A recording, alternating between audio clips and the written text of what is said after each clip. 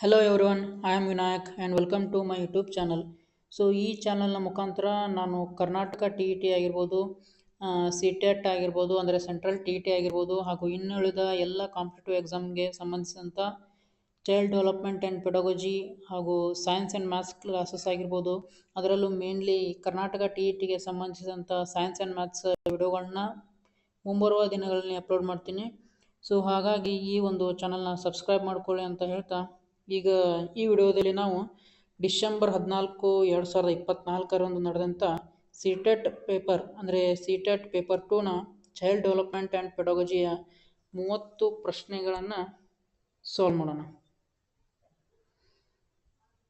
Okay, so ಮೊದಲನೇ ಪ್ರಶ್ನೆ ಹೀಗಿದೆ.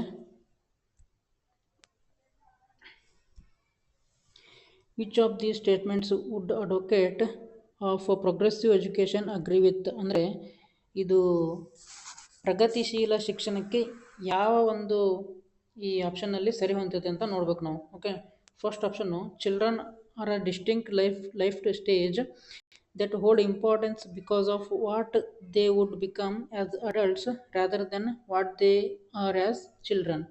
ಓಕೆ, ಈ ಒಂದು ಆಪ್ಷನ್ ಇದಕ್ಕೆ ಹೊಂದೋದಿಲ್ಲ.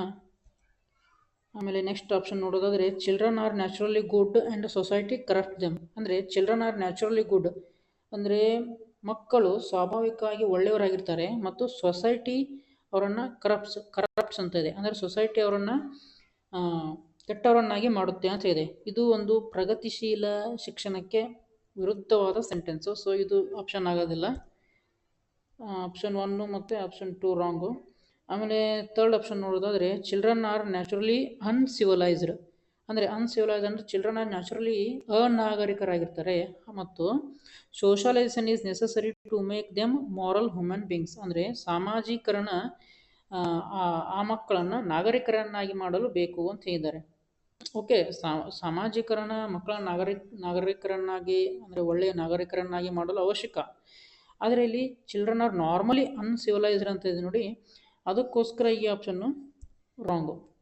ಓಕೆ, ನೆಕ್ಸ್ಟ್ ಇನ್ನು ಫೋರ್ತ್ ಆಪ್ಷನ್ ನೋಡೋಣ. Children are born in a social, cultural, economic context and this background influences their development, ಅಂದರೆ ಮಕ್ಕಳ ಸುತ್ತಲಿರುವಂತಹ ಸಾಮಾಜಿಕ ವಾತಾವರಣ ಆಗಿರ್ಬೋದು, ಸಾಂಸ್ಕೃತಿಕ ವಾತಾವರಣ ಆಗಿರ್ಬೋದು, ಹಾಗೆ ಆರ್ಥಿಕ ವಾತಾವರಣ ಆಗಿರ್ಬೋದು, ಇವೆಲ್ಲ ಮಕ್ಕಳ ವಿಕಾಸದ ಮೇಲೆ ಪ್ರಭಾವ ಬೀರುತ್ತದೆ ಅಂತ ಹೇಳಿದ್ದಾರೆ. ಓಕೆ, ಇದು ಕರೆಕ್ಟ್. ಪ್ರಗತಿಶೀಲ ಶಿಕ್ಷಣಕ್ಕೆ ಅಂದರೆ ನೋಡೋದಾದರೆ ಈ ಒಂದು ಆಪ್ಷನ್ನು ಈ 3ಕ್ಕಿಂತ ಕರೆಕ್ಟ್, ಅಂದರೆ ಹೋಲ್ಡ್ಸ್ ಗುಡ್ ಆಗ್ತದೆ. So option number 4 is answer. Okay, let us move on to the next question. ಪ್ರಶ್ನೆ ಹೀಗಿದೆ. Changes in emotion, self perception and interpersonal relationships with families, peers and friends are studied under dash domain of development ಅಂತ ಇದೆ. Okay, ಇಲ್ಲಿ ನಾವು domains of development ಅಂತ ನೋಡೋದಾದರೆ ಮುಖ್ಯವಾಗಿ 3 domains of development ಅಂತ ನೋಡ್ತೀವಿ. Okay, first one physical domain of development. Okay, second one cognitive domain of development ಅಂತ ಬರ್ತದೆ. ಆಮೇಲೆ ಥರ್ಡ್ ಒನ್ನು ಸೈಕೋಸೋಷಿಯಲ್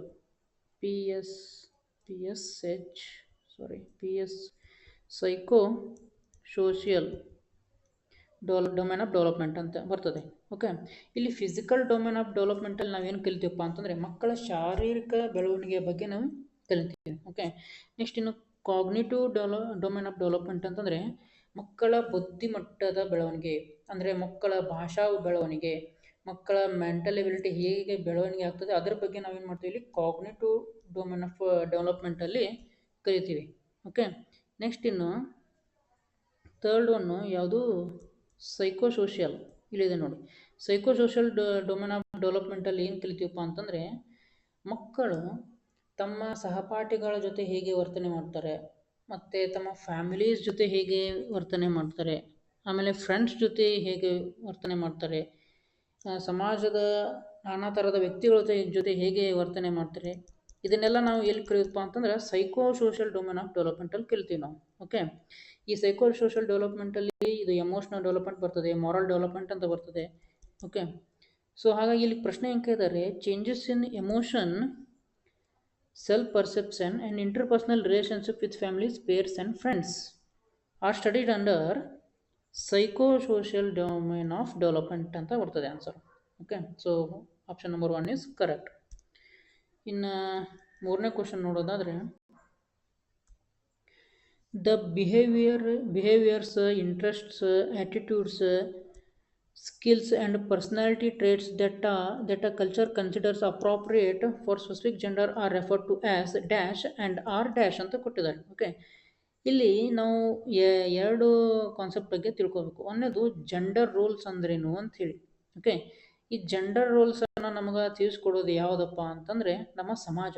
ಓಕೆ, ಈ ಜೆಂಡರ್ ರೋಲ್ಸನ್ನು ಹೇಗೆ ನಾವು ತಿಳ್ಕೊಬೋದಪ್ಪ ಅಂತಂದರೆ, ಸಮಾಜ ಆಲ್ರೆಡಿ ಡಿಫೈನ್ ಮಾಡಿಬಿಟ್ಟಿದೆ ಜೆಂಡರ್ ರೋಲ್ಸನ್ನು. ಅಂದರೆ ಉದಾಹರಣೆ ಕೊಡಬೇಕಂತಂದರೆ, ಕೆಲವೊಂದಿಷ್ಟು ತೆರನಾದ ಕೆಲಸಗಳನ್ನ ಕೇವಲ ಹೆಣ್ಣು ಮಕ್ಕಳು ಮಾತ್ರ ಮಾಡಬೇಕು, ಇನ್ನು ಕೆಲವೊಂದಿಷ್ಟು ತೆರನಾದ ಕೆಲಸಗಳನ್ನು ಕೇವಲ ಗಂಡು ಮಕ್ಕಳು ಮಾತ್ರ ಮಾಡಬೇಕು ಅಂತ.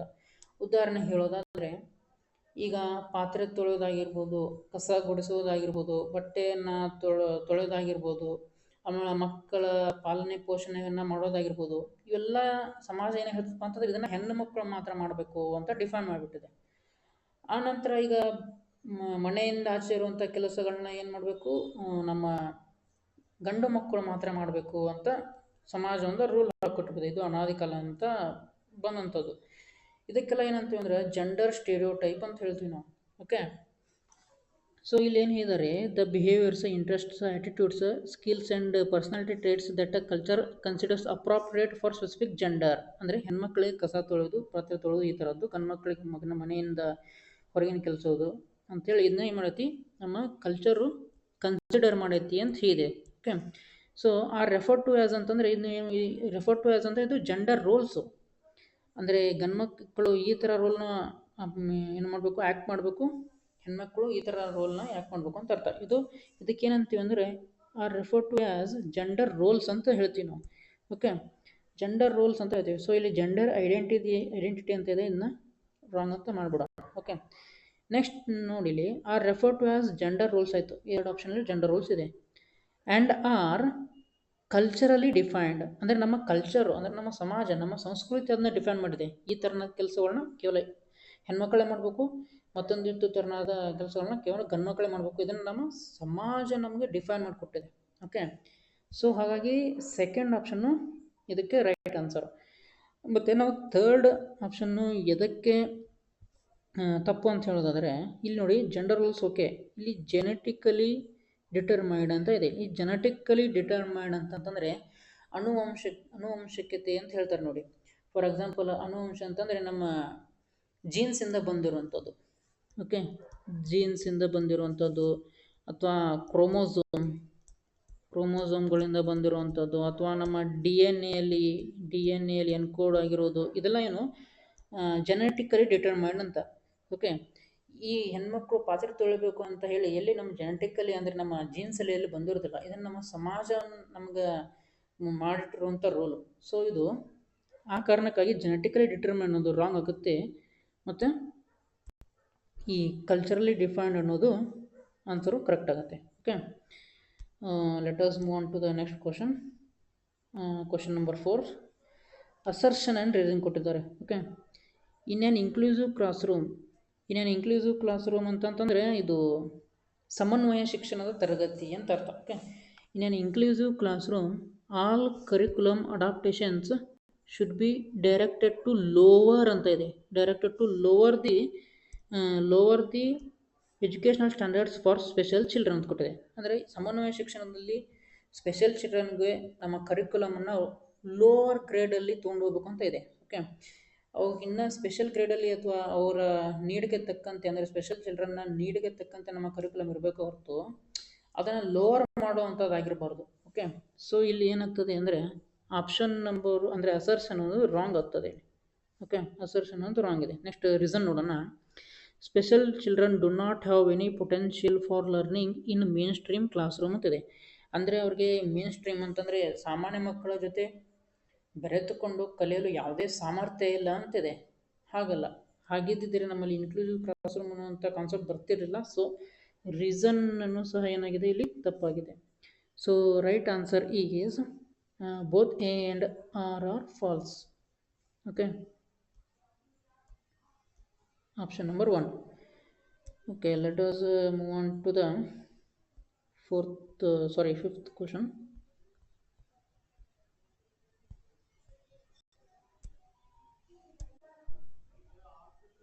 Okay, let us move on to the fifth question.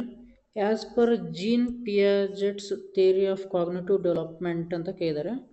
ಇಲ್ಲಿ ಜೀನ್ ಪ್ಯಾಜೆಟ್ ಅವ್ರನ್ನ ರ್ಯಾಡಿಕಲ್ ಕನ್ಸ್ಟ್ರಕ್ಟಿವಿಸ್ಟ್ ಅಂತ ಕರೀತಾರೆ.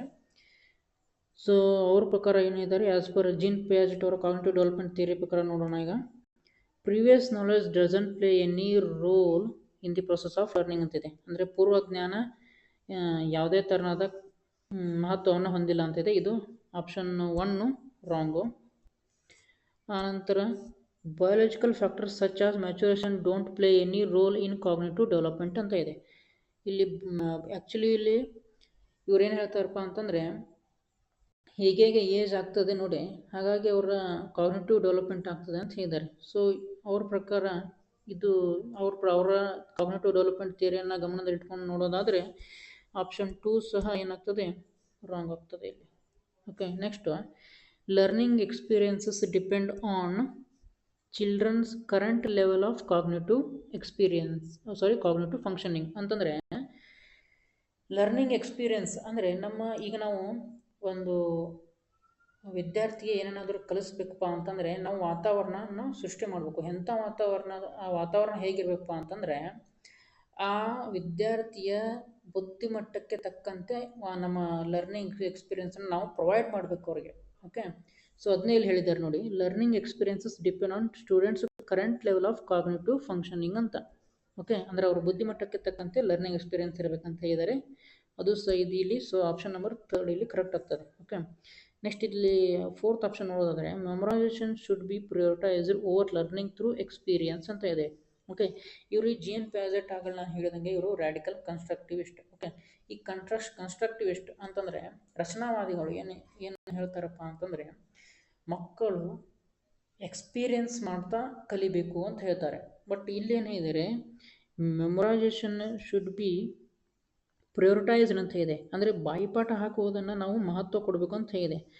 ಸೊ ಇದು ಪೇಜೆಟ್ನವರ ಪ್ರಕಾರ wrong. Okay, so option 4 is wrong, option 3 is right. Okay, let us move on to the 6th question. Lev Vygotsky views cognitive development as ಅಂತ ಕೇಳಿದ್ದಾರೆ. Okay, ಇಲ್ಲಿ ಇಲ್ಲಿ ಲೇವ್ ವೈಗಾಟ್ಸ್ಕಿಯನ್ನು ಏನು ಕರೀತಾರಪ್ಪ ಅಂತಂದರೆ ಸೋಷಿಯಲ್ ಕನ್ಸ್ಟ್ರಕ್ಟಿವಿಸ್ಟ್ ಅಂತ ಕರೀತಾರೆ. ಹಾಗೆ ಪಿಯಾಜೆಟ್ ಅವ್ರನ್ನ ರ್ಯಾಡಿಕಲ್ ಕನ್ಸ್ಟ್ರಕ್ಟಿವಿಸ್ಟ್ ಅಂತ ಕರೀತಾರೆ. ಇವರಿಬ್ಬರು ಕೂಡ ರಚನಾವಾದಿಗಳೇ. ಓಕೆ, ಈಗ ಲೇವ್ ವೈಗಾಟ್ಸ್ಕಿ ಅವರ ಪ್ರಕಾರ ನೋಡೋದಾದರೆ effective adaptation to the environment process, ಇದು ರಾಂಗ್ ಆಪ್ಷನ್ನು. ಅಂದರೆ ಇದು ಕಾಗ್ನಿಟಿವ್ ಡೆವಲಪ್ಮೆಂಟ್ ಅನ್ನೋದು ಅವರು ಒಂದು ಕೊಲ್ಯಾಬರೇಟಿವ್ ಪ್ರೊಸೆಸ್ ಅಂತ ಹೇಳ್ತಾರೆ. ಕೊಲ್ಯಾಬರೇಟಿವ್ ಪ್ರೊಸೆಸ್ ಅಂತ ಹೇಳ್ತಾರೆ ಯಾರು, ಲೇವ್ ವೈಗಾಟ್ಸ್ಕಿ ಅವರು. So option number 2 is right here. ಮತ್ತು ಇಂಡಿವಿಜುವಲ್ ಆ್ಯಕ್ಟಿವಿಟಿ ಅಂತ ಹೇಳೋದಿಲ್ಲ, ಯಾಕಂದರೆ ಇವರು ರಚನಾವಾದಿಗಳು ಯಾವಾಗಲೂ ಗುಂಪು ಆ್ಯಕ್ಟಿವಿಟಿಗೆ ಮಹತ್ವವನ್ನು ಕೊಡ್ತಾರೆ. ಆಮೇಲೆ ಯೂನಿಫೈಡ್ ಪ್ರೊಸೆಸ್ ಅಂದರೆ ಏಕೀಕೃತ ಪ್ರಕ್ರಿಯೆ ಅಂತಲೂ ಹೇಳೋದಿಲ್ಲ. ಸೊ ಇದಕ್ಕೆ ಆನ್ಸರು ಏನಪ್ಪ ಅಂತಂದರೆ option number 2, a collaborative process. So let us move on to the 7th question. 7th question ಏನು ಹೇಳ್ತದಪ್ಪ ಅಂತಂದರೆ while proposing relationship between language and thinking process, Lev Vygotsky conceptualised language as an ಅಂತ ಕೇಳಿದ್ದಾರೆ. Okay, ಇನ್ನೊಂದು ಇವರು ವೈಗಾಟ್ಸ್ಕಿ ಅವ್ರು ಏನು ಹೇಳ್ತಾರಪ್ಪ ಅಂತಂದರೆ ಹೇಗೆ ಒಂದು ವಿದ್ಯಾರ್ಥಿಯ ಲ್ಯಾಂಗ್ವೇಜ್ ಡೆವಲಪ್ ಆಗ್ತದೆ ನೋಡಿ, ಹಾಗಂಗೆ ಅವ್ರ ಥಾಟ್ ಪ್ರೊಸೆಸ್ ಸಹ ಡೆವಲಪ್ಮೆಂಟ್ ಆಗ್ತಾ ಹೋಗ್ತದೆ ಅಂತ ಯಾರು ಹೇಳ್ತಾರೆ, ವೈಗಾಟ್ಸ್ಕಿ ಅವರು ಹೇಳ್ತಾರೆ. ಅದೇ ಪಿಯಾಜೆಟ್ ಅವರು ಇವರ ವಿರುದ್ಧ ಅಂತಂದರೆ ಹೇಗೆ ಥಾಟ್ ಡೆವಲಪ್ಮೆಂಟ್ ಆಗ್ತದೆ ನೋಡಿ, ಹಾಗೆ ಲ್ಯಾಂಗ್ವೇಜ್ ಡೆವಲಪ್ ಆಗುತ್ತೆ ಅಂಥೇಳಿ ಯಾರು ಹೇಳ್ತಾರೆ, ಪಿಯಾಜೆಟ್ ಅವರು ಹೇಳ್ತಾರೆ. ಅದೇ ವೇಗಾಟ್ಸ್ಕಿಯವರು ಹೇಗೆ ಹೇಗೆ ಲ್ಯಾಂಗ್ವೇಜ್ ಡೆವಲಪ್ ಆಗುತ್ತೆ ಹಾಗೆ ಅವರ ಮಕ್ಕಳ ಥಾಟ್ ಬೆಳವಣಿಗೆ ಆಗುತ್ತೆ ಅಂಥೇಳಿ ವೇಗಾಟ್ಸ್ಕಿಯವರು ಹೇಳ್ತಾರೆ. ಇಲ್ಲಿ ಏನು ಹೇಳಿದಾರಪ್ಪ ಅಂತಂದ್ರೆ ಅವರು ನೋಡಿ ಇನ್ನೊಂದು ಕ್ವಶನ್ ಓದ್ತೀನಿ. While proposing relationship between language and thinking process, Vygotsky conceptualized the language as the another ಕೇಳಿದ್ದಾರೆ. Okay, independent domain which is not related to cognition. ನೋಡು, ಇಂಡಿಪೆಂಡೆಂಟ್ ಡೊಮೈನ್ ಅಂತ ಹೇಳೋದೇ ಇಲ್ಲ. ಥಾಟ್ ಮತ್ತು ಲ್ಯಾಂಗ್ವೇಜನ್ನು ಇವರು ಡಿಪೆಂಡೆಂಟ್ ಡೊಮೈನ್ ಅಂತ ಹೇಳ್ತಾರೆ. ಓಕೆ, ನೆಕ್ಸ್ಟ್ ಇದು cultural tool which facilitates cognition in multiple ways. ಹಾಂ, ಇದು ಕರೆಕ್ಟ್. ಇವರ ಪ್ರಕಾರ ಆಪ್ಷನ್ ನಂಬರ್ 2 ಇಸ್ ಕರೆಕ್ಟ್. ಮತ್ತು ಥರ್ಡ್ ಆಪ್ಷನ್ ನೋಡೋದಾದರೆ form of egocentric speech use to only fulfil basic needs. Okay, ಇಲ್ಲಿ ಮತ್ತೊಂದು ಕಾನ್ಸೆಪ್ಟ್ ಬರ್ತದೆ, ಇಗೋಸೆಂಟ್ರಿಕ್ ಸ್ಪೀಚು ಮತ್ತು ಪ್ರೈವೇಟ್ ಸ್ಪೀಚ್ ಅಂತ ಹೇಳಿ. ಇದು ನೆಕ್ಸ್ಟ್ ಕ್ವಶನ್ ಇದೆ, ಅದ್ರ ಅವಾಗ ಬಂದಲ್ಲಿ ಎಕ್ಸ್ಪ್ಲೇನ್ ಮಾಡ್ತೀನಿ. ಸೊ ಇದು ಆಪ್ಷನ್ ನಂಬರ್ 3 ಸಹ ರಾಂಗ್. ಇಲ್ಲಿ hindrance to the development of cognitive abilities ಅಂತ ಹೇಳಿದ್ದಾರೆ. ನೋಡಿ, ಈ ಲ್ಯಾಂಗ್ವೇಜ್ ಯಾವಾಗಲೂ ಹಿಂಡ್ರೆನ್ಸ್ ಆಗಂಗಿಲ್ಲ, ಅದಕ್ಕೆ ಹೆಲ್ಪ್ ಮಾಡ್ತೈತಿ. ಯಾವುದಕ್ಕೆ? ಕಾಗ್ನಿಟಿವ್ ಎಬಿಲಿಟಿ ಬೆಳೆಯೋದಕ್ಕೆ ಲ್ಯಾಂಗ್ವೇಜ್ ಯಾವಾಗಲೂ ಹೆಲ್ಪ್ ಮಾಡ್ತೈತೆ ಹೊರತು ಹಿಂಡ್ರೆನ್ಸ್ ಆಗೋದಿಲ್ಲ. ಓಕೆ, ಅದಕ್ಕೊಂದು ತಡಕ್ಕೂ ಆಗೋದಿಲ್ಲ. Okay, so option number 2 is correct. Let us move on to the next question. Which of the following is an example of a performance goal orientation ಅಂತ ಇದೆ. Okay, ಇಲ್ಲಿ performance goal orientation ಅಂತಂದರೆ ಇನ್ನೊಂದು concept ಬರ್ತದೆ. ಇಲ್ಲಿ motivation concept ಬರ್ತದೆ. ಏನಪ್ಪ ಅಂತಂದರೆ ಒಂದು ಇಂಟ್ರಿನ್ಸಿಕ್ ಮೋಟಿವೇಶನ್ ಮತ್ತು ಎಕ್ಸ್ಟ್ರಿನ್ಸಿಕ್ ಮೋಟಿವೇಶನ್ ಅಂತೇಳಿ ಒಂದು ಕಾನ್ಸೆಪ್ಟ್ ಬರ್ತದೆ, extrinsic motivation. Okay, intrinsic motivation ಅಂತ ಅಂದರೆ ಏನಪ್ಪ ಅಂತಂದ್ರೆ ನಮ್ಮ ಆಂತರ್ಯ ಅಂತಂದರೆ ಒಳಗಿನಿಂದ ಬರುವಂಥದ್ದು. ಓಕೆ, ಹಾಗೆ ಎಕ್ಸ್ಟ್ರಿನ್ಸಿಕ್ ಮೋಟಿವೇಶನ್ ಅಂದರೆ ಏನಪ್ಪ ಅಂತಂದರೆ ಬಾಹ್ಯವಾಗಿ ಬರುವಂಥದ್ದು. ಓಕೆ, ಇನ್ನೊಂದು ಎಕ್ಸಾಂಪಲ್ ಕೊಡ್ತೀನಿ ನಾನು. ಇವಾಗ ಒಂದು ವಿದ್ಯಾರ್ಥಿ ಒಂದು ಪರೀಕ್ಷೆಯಲ್ಲಿ ಕೇವಲ ಗ್ರೇಡ್ಗೋಸ್ಕರ ಅಥವಾ ಪ್ರೈಸ್ಗೋಸ್ಕರ ಅಥವಾ ಇನ್ನೊಬ್ರಿಗಿನ್ನ ಮುಂದಿರಬೇಕು ಅಂತೇಳಿ ಒಂದು ಅಂತ ಅಂದ್ಕೊಂಡು ಎಕ್ಸಾಮ್ಗೆ ಓದಿ ಪಾಸ್ ಆದರೆ ಅದು ಎಕ್ಸ್ಟ್ರಿನ್ಸಿಕ್ ಮೋಟಿವೇಶನ್. ಅಂದರೆ ಇಲ್ಲಿ ಕೇವಲ ಗ್ರೇಡ್ಗೋಸ್ಕರ, ಪ್ರೈಸ್ಗೋಸ್ಕರ, ಅವನ ಸ್ಟೇಜ್ಗೋಸ್ಕರ ಅವೇನು ಮಾಡತ್ತಾನ, ಓದ್ಲಿಕ್ಕತ್ತ. ಓಕೆ, ಇದು ಎಕ್ಸ್ಟ್ರಿನ್ಸಿಕ್ ಮೋಟಿವೇಶನ್ ಅಂದರೆ ಬಾಹ್ಯವಾಗಿ ಬಂದಂಥದ್ದು. ಅದೇ ಥರ ಇಂಟ್ರಿನ್ಸಿಕ್ ಮೋಟಿವೇಶನ್ ಅಂತಂತಂದರೆ ಯಾವಾಗ ಸ್ಟೂಡೆಂಟು ಒಂದು ಪಾಠವನ್ನು ಅಥವಾ ಕಾನ್ಸೆಪ್ಟನ್ನು ಚೆನ್ನಾಗಿ ಅರ್ಥ ಮಾಡ್ಕೋಬೇಕಂತ ಕಲಿತಾನೆ ನೋಡಿ, ಅಥವಾ ಆ ಒಂದು ಸಬ್ಜೆಕ್ಟಲ್ಲಿ ಮಾಸ್ಟ್ರಿ ಅಚೀವ್ ಮಾಡ್ಬೇಕಂತ ಕಲಿತಾನೆ ನೋಡಿ, ಅದು ಇಂಟ್ರಿನ್ಸಿಕ್ ಮೋಟಿವೇಶನ್. ಓಕೆ, ಸೊ ಇಲ್ಲಿ ಕಾನ್ಸೆಪ್ಟು ಅರ್ಥ ಆಗಿದೆ ಅನ್ಕೊತೀನಿ ನಾನು. ಸೊ ಅದರ ಬಗ್ಗೆನೇ ಇದು ಕ್ವಶನ್ ಇದೆ ನೋಡಿಲಿ. Which of the following is an example of performance goal orientation ಅಂತ ಕೇಳಿದ್ದಾರೆ. ಓಕೆ, ಗೋಲ್ ಓರಿಯೆಂಟೇಷನ್ ಅಂತಂದರೆ ಇದು ಎಕ್ಸ್ಟ್ರಿನ್ಸಿಕ್ ಮೋಟಿವೇಶನ್ಗೆ ಅದರ ಅಡಿಯಲ್ಲಿ ಬರ್ತದೆ. ಓಕೆ, ಫಸ್ಟ್ ಆಪ್ಷನ್ ನೋಡಿದರೆ student studies hard to further her own growth, ಅಂದರೆ ಸ್ವಂತ ಬೆಳವಣಿಗೆಗೋಸ್ಕರ ಓದೋದು ಯಾವುದಿದು ಇಂಟ್ರಿನ್ಸಿಕ್ ಮೋಟಿವೇಶನ್ಗೆ ಎಕ್ಸಾಂಪಲ್ ಇದು. ಸೊ ಇಲ್ಲಿ ಎಕ್ಸ್ಟ್ರಿನ್ಸಿಕ್ ಬೇಕು, ಇದು ಆಪ್ಷನ್ ಆಗೋದಿಲ್ಲ ಒಂದನೇದ್ದು. ಆಮೇಲೆ student studies hard to achieve a deep understanding of a topic, ಅಂದರೆ ಒಂದು ಟಾಪಿಕ್ಗೆ ಡೀಪ್ ಅಂಡರ್ಸ್ಟ್ಯಾಂಡಿಂಗ್, ಆಳವಾದ ಜ್ಞಾನ ಪಡೆದುಕೊಳ್ಳೋಕ್ಕೋಸ್ಕರ ಓದ್ತಿದ್ದಾನೆ, ಇದು ಸಹ ಇಂಟ್ರಿನ್ಸಿಕ್ ಮೋಟಿವೇಶನ್ ಆಗ್ತದೆ. ಓಕೆ, ಆಮೇಲೆ student studies hard to get a good grade and better than others and be better than others. ಅಂದರೆ ಇಲ್ಲಿ ನೋಡಿ ಗುಡ್ ಗ್ರೇಡ್ಗೋಸ್ಕರ ಮಾತ್ರ ಅವನು ಓದ್ತಿದ್ದಾನೆ, ಮತ್ತು ಬೆಟರ್ ದೆನ್ ಅದರ್ಸ್, ಇನ್ನೊಬ್ರಿಗಿಂತ ಹೆಚ್ಚು ಚೆನ್ನಾಗಿರಬೇಕು ಅಂತ ಮಾತ್ರ ಓದ್ತಿದ್ದಾನೆ. ಸೊ ಇದು ಒಂಥರದ ಎಕ್ಸ್ಟ್ರಿನ್ಸಿಕ್ ಮೋಟಿವೇಶನ್, ಅಂದರೆ ಪ್ರೈಸ್ಗೋಸ್ಕರ, ಗ್ರೇಡ್ಗೋಸ್ಕರ, ಏನು ಕ್ಲಾಸ್ನಲ್ಲಿ ಮುಂದೆ ಇರಬೇಕಂತ ಓದೋದು ಏನದು ಎಕ್ಸ್ಟ್ರಿನ್ಸಿಕ್ ಮೋಟಿವೇಶನ್, ಅಂದರೆ ಪರ್ಫಾರ್ಮೆನ್ಸ್ ಗೋಲ್ ಓರಿಯೆಂಟೇಷನ್ಗೆ ಎಕ್ಸಾಂಪಲ್ ಇದು. ಸೊ ಆಪ್ಷನ್ ನಂಬರ್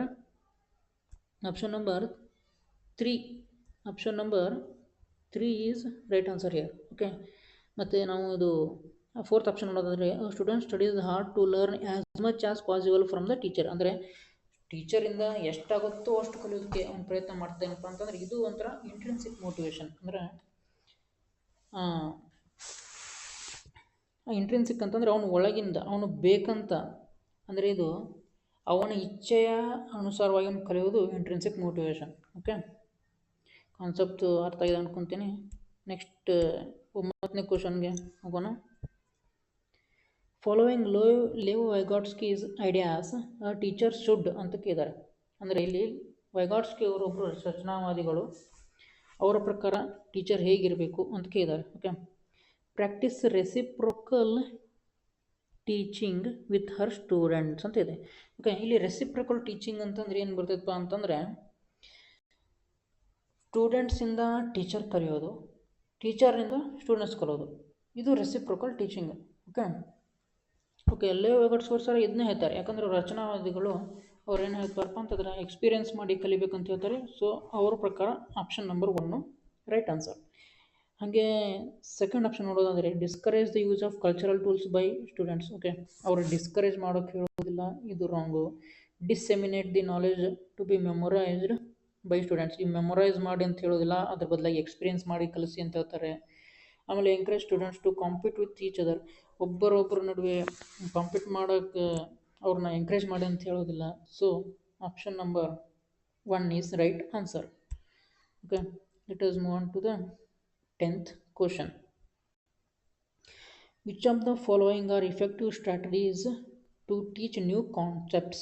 ಅಂದರೆ ಹೊಸ ತರಹದ ಒಳ್ಳೆಯ ಒಂದು ಹೊಸದಾದಂತಹ ಕಾನ್ಸೆಪ್ಟ್ನ ಟೀಚ್ ಮಾಡೋಕ್ಕೆ ಯಾವುದಾದ್ರು ಎಕ್ಸಾಂಪಲ್ ಆಕೈತಿ ಅಂಥೇಳಿ. ಫಾರ್ ಎಕ್ಸಾಂಪಲು ಇಲ್ಲಿ ನೋಡಿ ಪ್ರೆಸೆಂಟಿಂಗ್ ಎಕ್ಸಾಂಪಲ್ಸ್ ಅಂತ ಇದೆ. ಓಕೆ, ಈಗ ನೋಡಿ ಇಲ್ಲಿ ಪ್ರೆಸೆಂಟಿಂಗ್ ಎಕ್ಸಾಂಪಲ್ಸ್ ಅಂತಂದ್ರೆ ನೀವು ಒಂದು ವೇಳೆ ಈಗ ಜಲಚರ ಪ್ರಾಣಿಗಳ ಬಗ್ಗೆ ಏನು ಹೇಳ್ತೀರಾ ಅಂತಂದರೆ, ಈಗ ಜಲಚರ ಪ್ರಾಣಿಗಳಿಗೆ ಎಕ್ಸಾಂಪಲ್ ಯಾವ ಕೊಡ್ಬೋದಪ್ಪ ನಾವು? ಫಾರ್ ಎಕ್ಸಾಂಪಲ್ ಮೀನು ಕೊಡ್ಬೋದು, ತಿಮಿಂಗಲ ಕೊಡ್ಬೋದು, ಆಮೆ ಕೊಡ್ಬೋದು, ಅಂದರೆ ಈ ಥರ ಎಕ್ಸಾಂಪಲ್ ಕೊಡ್ಬೋದು. ಮತ್ತು ಪ್ರೆಸೆಂಟಿಂಗ್ ನಾನ್ ಎಕ್ಸಾಂಪಲ್ಸ್ ಅಂದರೆ ಉದಾಹರಣೆ ಅಲ್ಲ. ಫಾರ್ ಎಕ್ಸಾಂಪಲ್ ಈಗ ಜಲಚರ ಪ್ರಾಣಿಗಳಿಗೆ ಉದಾಹರಣೆ ಯಾವುದಲ್ಲಪ್ಪ ಅಂದರೆ ಒಂಟೆ ಕೊಡ್ಬೋದು, ಜಿರಾಫೆ ಕೊಡ್ಬೋದು, ಆನೆ ಕೊಡ್ಬೋದು. ಅಂದರೆ ಉದಾಹರಣೆಗಳು ಯಾವ ಅಲ್ಲ ನೋಡಿ, ಕೊಡೋದ್ರಿಂದ ನಾವು ಹೊಸ ಕಾನ್ಸೆಪ್ಟನ್ನು ಅವ್ರಿಗೆ ತಿಳಿಗೊಳಿಸ್ಬೋದು. ಓಕೆ, ನೆಕ್ಸ್ಟ್ ಆಪ್ಷನ್ ನೋಡಿ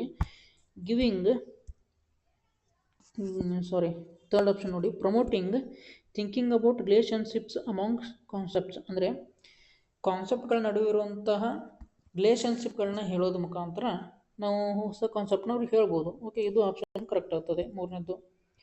ನಾಲ್ಕನೇದು ನೋಡೋಣ, giving a definition and encouraging students to rote memorise it ಅಂತಂದರೆ ಮೊದಲಿಗೆ ನಾವು ಆ ಒಂದು ಡೆಫಿನೇಷನ್ ಕೊಟ್ಬಿಡೋದು. ಅಂದರೆ ಜಲಚರ ಪ್ರಾಣಿಗಳ ಅಂದರೆ ಏನಪ್ಪ ಅಂತಂದರೆ ಈಗ ನೋಡಿ ನೀರಿನಲ್ಲಿ ವಾಸಿಸುವ ಪ್ರಾಣಿಗಳಿಗೆ ಜಲಚರ ಪ್ರಾಣಿಗಳು ಅನ್ನೋರು ಅಂತೇಳಿ ಮೊದಲೇ ಡೆಫಿನೇಷನ್ ಕೊಟ್ಬಿಟ್ಟು ಅದನ್ನು ಬಾಯ್ಪಾಠ ಹಾಕೋಕ್ಕೆ ಕೊಡೋದು.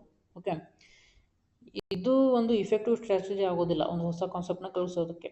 ಓಕೆ, ಯಾವಾಗಲೂ ನಾವು ಮೆಮೊರೈಸ್ ಮಾಡೋಕ್ಕೆ ಹೇಳಬಾರ್ದು ಅವರಿಗೆ, ಅದ್ರ ಬದಲು ನಾವು ಎಕ್ಸಾಂಪಲ್ಸ್ ಕೊಡ್ಬೋದು, ನಾನ್ ಎಕ್ಸಾಂಪಲ್ಸ್ ಕೊಡ್ಬೋದು, ಅದರ ಕಾನ್ಸೆಪ್ಟ್ ನಡುವಿನ ರಿಲೇಷನ್ ಹೇಳ್ಬೋದು. Okay, so right answer is option number ಯಾವ ಕರೆಕ್ಟ್ ಆಗ್ತದೆ? 1, 2 and 3. 1, 2 and 3. ಹಾಂ, option number 4 is right answer here. Okay, let us move on to the 11th question. In which of the following method teacher and student interchange their roles ಅಂತ ಇದೆ ನೋಡಿ. ಆವಾಗಲೇ ನಾನು ಹೇಳಿದೆ ಅಂದರೆ ಹಿಂದಿನ ಕ್ವಶನ್ದಲ್ಲಿ ಸ್ಟೂಡೆಂಟ್ ಏನು ಮಾಡ್ತಾರೆ, ಸ್ಟೂಡೆಂಟಿಂದ ಶಿಕ್ಷಕ ಕಲಿಯೋದು, ಶಿಕ್ಷಕರಿಂದ ಸ್ಟೂಡೆಂಟ್ಸ್ ಕಲಿಯೋದು, ಇದೇನು ಒಂಥರ ರೆಸಿಪ್ರೊಕಲ್ ಟೀಚಿಂಗ್ ಆಗ್ತದೆ ಇದು. Okay, answer option number 1 reciprocal teaching. ಆಮೇಲೆ ಇದು ರಿಸೆಪ್ಟಿವಿಟಿ ಲರ್ನಿಂಗಿಗೆ ಅಂತಂದರೆ ಈಗ ಯಾವ್ದು ಎಕ್ಸಾಂಪಲ್ ಕೊಡ್ಬೋದಪ್ಪ ಅಂದರೆ ಇದಕ್ಕೆ ಲೆಕ್ಚರ್ ಮೆಥಡ್ನ ಕೊಡ್ಬೋದು. ಲೆಕ್ಚರ್ ಮೆಥಡ್ನಲ್ಲಿ ಒಬ್ಬರು ಲೆಕ್ಚರ್ ಬಂದು ಬೋಧನೆ ಮಾಡ್ತಾರೆ, ಅಲ್ಲಿ ಯಾವುದೇ ಥರನಾದಂಥ ಸ್ಟೂಡೆಂಟ್ ಮತ್ತು ಶಿಕ್ಷಕರ ನಡುವೆ ಏನು ಡಿಸ್ಕಷನ್ಸ್ ಇರೋದಿಲ್ಲ. ಸೊ ಅವಾಗ ಏನಾಗ್ತದೆ, ಸ್ಟೂಡೆಂಟ್ಸ್ ಬರೀ ರಿಸೀವ್ ಮಾಡ್ತಾರೆ. ಅವಾಗ ಇಲ್ಲಿ ಏನಾಗ್ತದೆ ರಿಸಿಪ್ಟಿವ್ ಲರ್ನಿಂಗ್ ಅಂತೇಳಿ ಅದಕ್ಕೆ ಕೊಡ್ಬೋದು ನಾವು. ಆಮೇಲೆ ಕಂಡೀಷನ್ ಲರ್ನಿಂಗ್ ಅಂತಂದರೆ ಇದು ಒಂದು ಪೌಲೋಸ್ ಕ್ಲಾಸಿಕಲ್ ಕಂಡೀಷನಿಂಗ್ ಥಿಯರಿ ಅಂತ ಬರ್ತದೆ, ಅವಾಗ ನಾನು ಡೀಟೇಲ್ ಎಕ್ಸ್ಪ್ಲೇನ್ ಮಾಡ್ತೀನಿ. ಸೊ ಇದಕ್ಕೆ right answer is reciprocal teaching, option number 1. Okay, let us move on to the 12th question. Fiza analyzes that she has more problems in learning topic X than in learning topic Z. Okay, she is interested in topic Z and is paying focused attention to it. Which of the following construct describes Fiza's ability to ability is to analyse her thinking ಅಂತ ಕೇಳಿದ್ದಾರೆ. ಅಂದರೆ ಇಲ್ಲಿ ನೋಡಿ, ಫೀಸಾಗೆ ಗೊತ್ತು ಅವಳಿಗೆ topic ಎಕ್ಸನ್ನು ಕಲಿಯೋದ್ರಲ್ಲಿ, ಸಾರಿ, ಫೀಸ್ analyses she has more topic ಎಕ್ಸನ್ನು ಕಲಿಯೋದ್ರಲ್ಲಿ ಅವರಿಗೆ ಭಾಳಷ್ಟು ಪ್ರಾಬ್ಲಮ್ ಇದೆ ಅಂತ ಅವ್ರಿಗೆ ಗೊತ್ತು. ಮತ್ತು ಝಡ್ ಅನ್ನೋದನ್ನು ಏನು ಮಾಡ್ತಾಳೆ, ಅವಳು ಭಾಳ ಇಂಟ್ರೆಸ್ಟಿಂದ ಕಲಿತಾಳೆ ಮತ್ತು ಅದಕ್ಕೆ ಝಡ್ಗೆ ಹೆಚ್ಚಿಗೆ ಫೋಕಸ್ ಕೊಡ್ತಾಳೆ. ಅಂದರೆ ಅವಳಿಗೆ ಅರ್ಥ ಆಗ್ತಿದೆ, ನನಗೆ ಟಾಪಿಕ್ ಎಕ್ಸ್ ನನಗೆ ಅಷ್ಟೊಂದು ಏನೋ ಈಸಿಯಾಗಿಲ್ಲ, ಪ್ರಾಬ್ಲಮ್ ಮಾಡ್ತದೆ, ಮತ್ತು ಟಾಪಿಕ್ ಝಡ್ ನನಗೆ ಇಂಟ್ರೆಸ್ಟ್ ಇದೆ, ಅದರಲ್ಲಿ ಹೆಚ್ಚಿಗೆ ಫೋಕಸ್ ಮಾಡ್ತೀನಿ ಅಂತ ಹೇಳ್ಕೊತಿದ್ದಾನೆ. ಅಂದರೆ ಆಕೆಗೆ ಯಾವುದರಲ್ಲಿ ತಾನು ಒಳ್ಳೆ ಅಂದರೆ ಚೆನ್ನಾಗಿ ಪರ್ಫಾರ್ಮ್ ಮಾಡ್ಬೋದು ಮತ್ತು ಯಾವುದರಲ್ಲಿ ಚೆನ್ನಾಗಿ ಪರ್ಫಾರ್ಮ್ ಮಾಡಲ್ಲ ಅಂತ ಅವಳಿಗೇನೆ ಗೊತ್ತದು. ಅಂದರೆ ಅವಳೇ ಥಿಂಕ್ ಮಾಡ್ತಿದ್ದಾಳೆ. ಸೊ ಇದಕ್ಕೆ ಏನು ಕೇಳಿದ್ರೆ next question, which of the following construct describes ಫೀಸಸ್ ಎಬಿಲಿಟಿ ಟು ಎನಲೈಸ್. ಅಂದರೆ ಈ ಥಿಂಕಿಂಗನ್ನು ಅವ್ರು ಎನಲೈಸ್ ಮಾಡ್ತಿದ್ದಾಳೆ. ಅಂದರೆ ಯಾವ್ದು ನನಗೆ ಬರಲ್ಲ, ಯಾವ್ದು ನನಗೆ ಬರುತ್ತೆ ಅಂತ ಅವಳಿಗೆ ಎನಲೈಸ್ ಮಾಡ್ತಿದ್ದಾಳೆ. ಸೊ ಈ ಥರ ಥಿಂಕಿಂಗ್ ಏನಂತಾರ ಅಂತ ಕೇಳಿದಾರೆ. ಸೊ ಇದಕ್ಕೆ right answer is metacognition. Metacognition ಅಂದರೆ ಏನಪ್ಪ ಅಂತಂದರೆ ಥಿಂಕಿಂಗ್ ಅಬೌಟ್ ಥಿಂಕಿಂಗ್ ಅಥವಾ ಫೀಲಿಂಗ್ ಅಬೌಟ್ ಫೀಲಿಂಗ್ ಅಂತ ಅರ್ಥ. ಓಕೆ, ಸೊ ಈ ಮೆಟಾಕಾಗ್ನಿಷನ್ ಒಂದು ಇದನ್ನು ನೆಕ್ಸ್ಟ್ ಡೀಟೇಲ್ಡಾಗಿ ಇನ್ನೊಂದು ವಿಡಿಯೋದಲ್ಲಿ ನಾನು ಎಕ್ಸ್ಪ್ಲೇನ್ ಮಾಡ್ತೀನಿ. ಸೊ ಅಂದರೆ ಮೆಟಾಕಾಗ್ನಿಷನ್ ಅಂದರೆ thinking about thinking, feeling about feeling. ಅಂದರೆ ಅವಳಿಗೆ ಗೊತ್ತು, ಅವಳೇ ಅನಲೈಸ್ ಮಾಡ್ತಾಳಲ್ಲ, ಆ ಕೆಪಾಸಿಟಿಗೆ ಮೆಟಾಕಾಗ್ನಿಷನ್ ಅಂತ ಹೇಳ್ತಾರೆ. Okay, let us move on to the 13th question. Howard Gardner theory of multiple intelligence proposes that ಅಂತ ಕೇಳಿದ್ದಾರೆ. ಇಲ್ಲಿ ಹಾರ್ವರ್ಡ್ ಗಾರ್ಡ್ನರ್ ಅನ್ನೋರು ಮಲ್ಟಿಪಲ್ ಥಿಯರಿ ಆಫ್ ಇಂಟೆಲಿಜೆನ್ಸ್ ಅನ್ನೋ ಒಂದು ಥಿಯರಿಯನ್ನು ಪ್ರಪೋಸ್ ಮಾಡ್ತಾರೆ. ಇದರಲ್ಲಿ ಸುಮಾರು ಒಂದು 8 ಮಲ್ಟಿಪಲ್ ಇಂಟೆಲಿಜೆನ್ಸ್ ಇದೆ. ಅಂದರೆ ಇಂಟೆಲಿಜೆನ್ಸ್ ಏರಿಯಾಗಳಿದ್ದಾವೆ. ಫಾರ್ ಎಕ್ಸಾಂಪಲ್ ಹೇಳಿದ್ರೆ ಮ್ಯೂಸಿಕ್ ಇಂಟೆಲಿಜೆನ್ಸ್ ಆಗ್ಬೋದು, ಸ್ಪೋರ್ಟ್ಸ್ ಇಂಟೆಲಿಜೆನ್ಸ್ ಆಗ್ಬೋದು, ನ್ಯಾಚುರಲಾಸ್ಟಿಕ್ ಇಂಟೆಲಿಜೆನ್ಸ್ ಆಗ್ಬೋದು, inter and intra relationship intelligence ಆಗ್ಬೋದು. ಈ ಥರ ಒಂದು 8 ಏನಿದಾವೆ ಇಂಟೆಲಿಜೆನ್ಸ್ ಇದ್ದಾವೆ. ಓಕೆ, ಇದನ್ನು ಸಹ ನಾನು ಮುಂದಿನ ವಿಡಿಯೋದಲ್ಲಿ ಎಕ್ಸ್ಪ್ಲೇನ್ ಮಾಡ್ತೀನಿ. ಇಲ್ಲಿ ಕ್ವಶನಿಗೆ ಬರೋದಾದರೆ, Harvard Gardner theory of multiple intelligence proposes that intelligence can successfully predict academic process. ಸಾರಿ, ಇದರಲ್ಲಿ ಇಂಟೆಲಿಜೆನ್ಸನ್ನು ನಾವು ಸಕ್ಸಸ್ಫುಲ್ಲಾಗಿ ಪ್ರೆಡಿಕ್ಟ್ ಮಾಡೋಕ್ಕೆ ಬರೋದಿಲ್ಲ. ಮತ್ತು ಇಂಟೆಲಿಜೆನ್ಸಸ್ ಚೇಂಜಸ್ ಓವರ್ ಟೈಮ್. ಇದನ್ನು ಅವ್ರು ಹೇಳಿದ್ದಾರೆ, ಇಂಟೆಲಿಜೆನ್ಸಸ್ ಚೇಂಜಸ್ ಓವರ್ ಟೈಮ್ ಅಂತ ಹೇಳಿದ್ದಾರೆ. ಸೊ ಆಪ್ಷನ್ ನಂಬರ್ 2 ಕರೆಕ್ಟ್ ಆಗಬೇಕು. Intelligence is primarily inherited. ಅಂದರೆ ಇನ್ಹೆರಿಟೆಡ್ ಅಂದರೆ ಅನುವಂಶತೆಯಿಂದ ಬಂದಿದೆ, ಜೆನೆಟಿಕಲಿ ಬಂದಿದೆ, ನಮ್ಮ DNA ಬಂದಿದೆ ಅಂತ ಹೇಳಿದ್ದಾರೆ. ಹಾಗೆ ಹೇಳೋದಲ್ಲ ಅವರು, ಇಂಟೆಲಿಜೆನ್ಸನ್ನು ನಾವು ಕಾಲಾನುಕ್ರಮದಲ್ಲಿ ಅದರಲ್ಲಿ ಅಂದರೆ ಇಂಟ್ರೆಸ್ಟ್ ತೋರಿಸಿ ನಾವು ಇಂಟೆಲಿಜೆನ್ಸನ್ನು ಬೆಳೆಸ್ಕೋಬೋದು ಅಂತ ಹೇಳಿದ್ದಾರೆ ಅವರು. ಸೊ ಆಪ್ಷನ್ ನಂಬರ್ 3 ರಾಂಗ್ ಆಗ್ತದೆ. ನೆಕ್ಸ್ಟ್ 4th ಆಪ್ಷನ್ ನೋಡೋದಾದರೆ, intelligence can be measured accurately and predicted precisely ಅಂತ ಹೇಳಿದ್ದಾರೆ. ಇಲ್ಲಿ ನಾವು ಯಾವಾಗಲೂ ಅಕ್ಯುರೇಟಾಗಿ ಮೆಜರ್ ಮತ್ತು ಪ್ರೆಡಿಕ್ಟ್ ಮಾಡೋಕ್ಕೆ ಬರೋದಿಲ್ಲ. ಸೊ ಇದು ಆಪ್ಷನ್ ನಂಬರ್ 4 ರಾಂಗ್ ಆಗುತ್ತೆ. ಸೊ ಇದರಲ್ಲಿ ಆಪ್ಷನ್ ನಂಬರ್ 2 ಅಂದರೆ intelligences changes over time is right answer. Okay, let us move to the 14th question. While there exists a possibility of intra-group individual differences, yet most students with autism, ಅಂದರೆ autism ಇರುವಂಥ ಮಕ್ಕಳ ಬಗ್ಗೆ ಇದು question ಇದೆ. ಅವ್ರು ನೋಡೋದಾದರೆ option number 1 perform superior skills of imaginative play ಅಂತ ಹೇಳಿದ್ದಾರೆ. ಇದಕ್ಕೆ ಆಟಿಸಮ್ ಮಕ್ಕಳಿಗೆ ಸಂಬಂಧಪಡೋದಿಲ್ಲ. So option number 1 is wrong. Acquire advanced socio emotional reciprocity. Already autism ಮಕ್ಕಳು ಅಡ್ವಾನ್ಸ್ಡ್ ಸೋಷಿಯಲ್ ಎಮೋಷನಲ್ ಅಚೀವ್ ಮಾಡೋದಿಲ್ಲ, ಇದು wrong. Demonstrate advanced communication skills, ಇದು ರಾಂಗು. ಆಮೇಲೆ express strict adherence to routine steps. Okay, ಈ ಆನ್ಸರ್ ಕರೆಕ್ಟ್ ಆಗ್ತದೆ. Okay, ಅಂದರೆ ಅವರು routine steps ಇರ್ತವೆ, ಅವರು ರುಟೀನ್ ಏನು ದಿನನಿತ್ಯ ಏನು ನಡೆಸ್ಕೊಂಡು ಬಂದಿರ್ತಾರೆ ನೋಡಿ, ಓಕೆ, ಸ್ಟ್ರಿಕ್ಟಾಗಿ ಅದೇರಾಗಿರ್ತಾರೆ, ಅವಕ್ಕೆ ಸ್ಟ್ರಿಕ್ಟಾಗಿ ಹೊಂದ್ಕೊಂಡ್ಬಿಟ್ಟಿರ್ತಾರೆ. ಓಕೆ, ಇದು ಆಟಿಸಮ್ ಮಕ್ಕಳಲ್ಲಿ ನಾವು ಕಾಣ್ಬೋದಂಥ ಗುಣ ಇದು. ಅಗೇನ್ ಇದು ಆಟಿಸಮ್ ಮಕ್ಕಳ ಬಗ್ಗೆ ನಾನು ಹೇಳುವಾಗ ನೆಕ್ಸ್ಟ್ ವಿಡಿಯೋದಲ್ಲಿ ಡೀಟೇಲಾಗಿ ಹೇಳ್ತೀನಿ. ಸೊ ಅದಕ್ಕೆ ಸಬ್ಸ್ಕ್ರೈಬ್ ಮಾಡಿ ಇಟ್ಕೊಳ್ಳಿ ಚಾನಲ್ನ. Okay, let us move on to the next question. ಅಂದರೆ 15th ಕ್ವಶನಿಗೆ ಮುಂದೋಗೋಣ. ಅಸರ್ಷನ್ ಆ್ಯಂಡ್ ರೀಸನಿಂಗ್ ಕ್ವಶನ್ ಇದು. Creating an environment of fear ಅಂದರೆ ಹೆದರಿಕೆ and stress keep students on their toes and facilitate meaningful learning ಅಂತ ಹೇಳಿದ್ದಾರೆ. ಅಂದರೆ ಮಕ್ಕಳಿಗೆ ಹೆದರಿಕೆ ಆಗುವಂಥ ವಾತಾವರಣ ಸೃಷ್ಟಿಸೋದು ಏನು ಮಾಡ್ತದೆ, ಮೀನಿಂಗ್ಫುಲ್ ಲರ್ನಿಂಗನ್ನು ಫೆಸಿಲಿಟೇಟ್ ಮಾಡ್ತದೆ ಅಂತ ಹೇಳಿದಾರೆ ಅವರು. ಯಾವಾಗಲೂ ಮಕ್ಕಳು ಖುಷಿಯಿಂದ ಕಲಿಬೇಕು, ಅದ್ರ ಬದಲು ಹೆದರಿಕೆಯಿಂದ ಯಾವಾಗ ಅವರು ಕಲಿಯಲು ಸಾಧ್ಯನೇ ಇಲ್ಲ. ಸೊ ನನಗೆ ಇದು ಅಸರ್ಷನ್ ಅನ್ನೋದು ಏನು ರಾಂಗ್ ಇದು. ಓಕೆ, ಆಮೇಲೆ ರೀಸನ್ ನೋಡೋಣ. Learning is governed only by extrinsic factors ಅಂತ ಹೇಳಿದ್ದಾರೆ. ಆವಾಗಲೇ ನಾನು ಹೇಳಿದೆ, ಏನು ಎಕ್ಸ್ಟ್ರಿನ್ಸಿಕ್ ಮೋಟಿವೇಶನ್ನು ಮತ್ತು ಇಂಟ್ರಿನ್ಸಿಕ್ ಮೋಟಿವೇಶನ್ ಅಂತ ಹೇಳಿ. ಅಂದರೆ ಬಾಹ್ಯವಾಗಿರೋದು, ಆಂತರಿಕವಾಗಿರೋದು ಅಂತ ಹೇಳಿ. ಸೊ ಇಲ್ಲಿ ನಮಗೆ learning is govern by both extrinsic and intrinsic factors. Okay, so ಇದು ರೀಸನ್ ಸಹ ಏನಾಗಿದೆ ಇಲ್ಲಿ ಓನ್ಲಿ ಅಂತ ಕೊಟ್ಟಿರೋ ಕಾರಣ ಇದು ರೀಸನ್ ಸಹ ರಾಂಗ್ ಇದು. ಸೊ ಆನ್ಸರ್ ಬಂದ್ಬಿಟ್ಟು both A and R falls.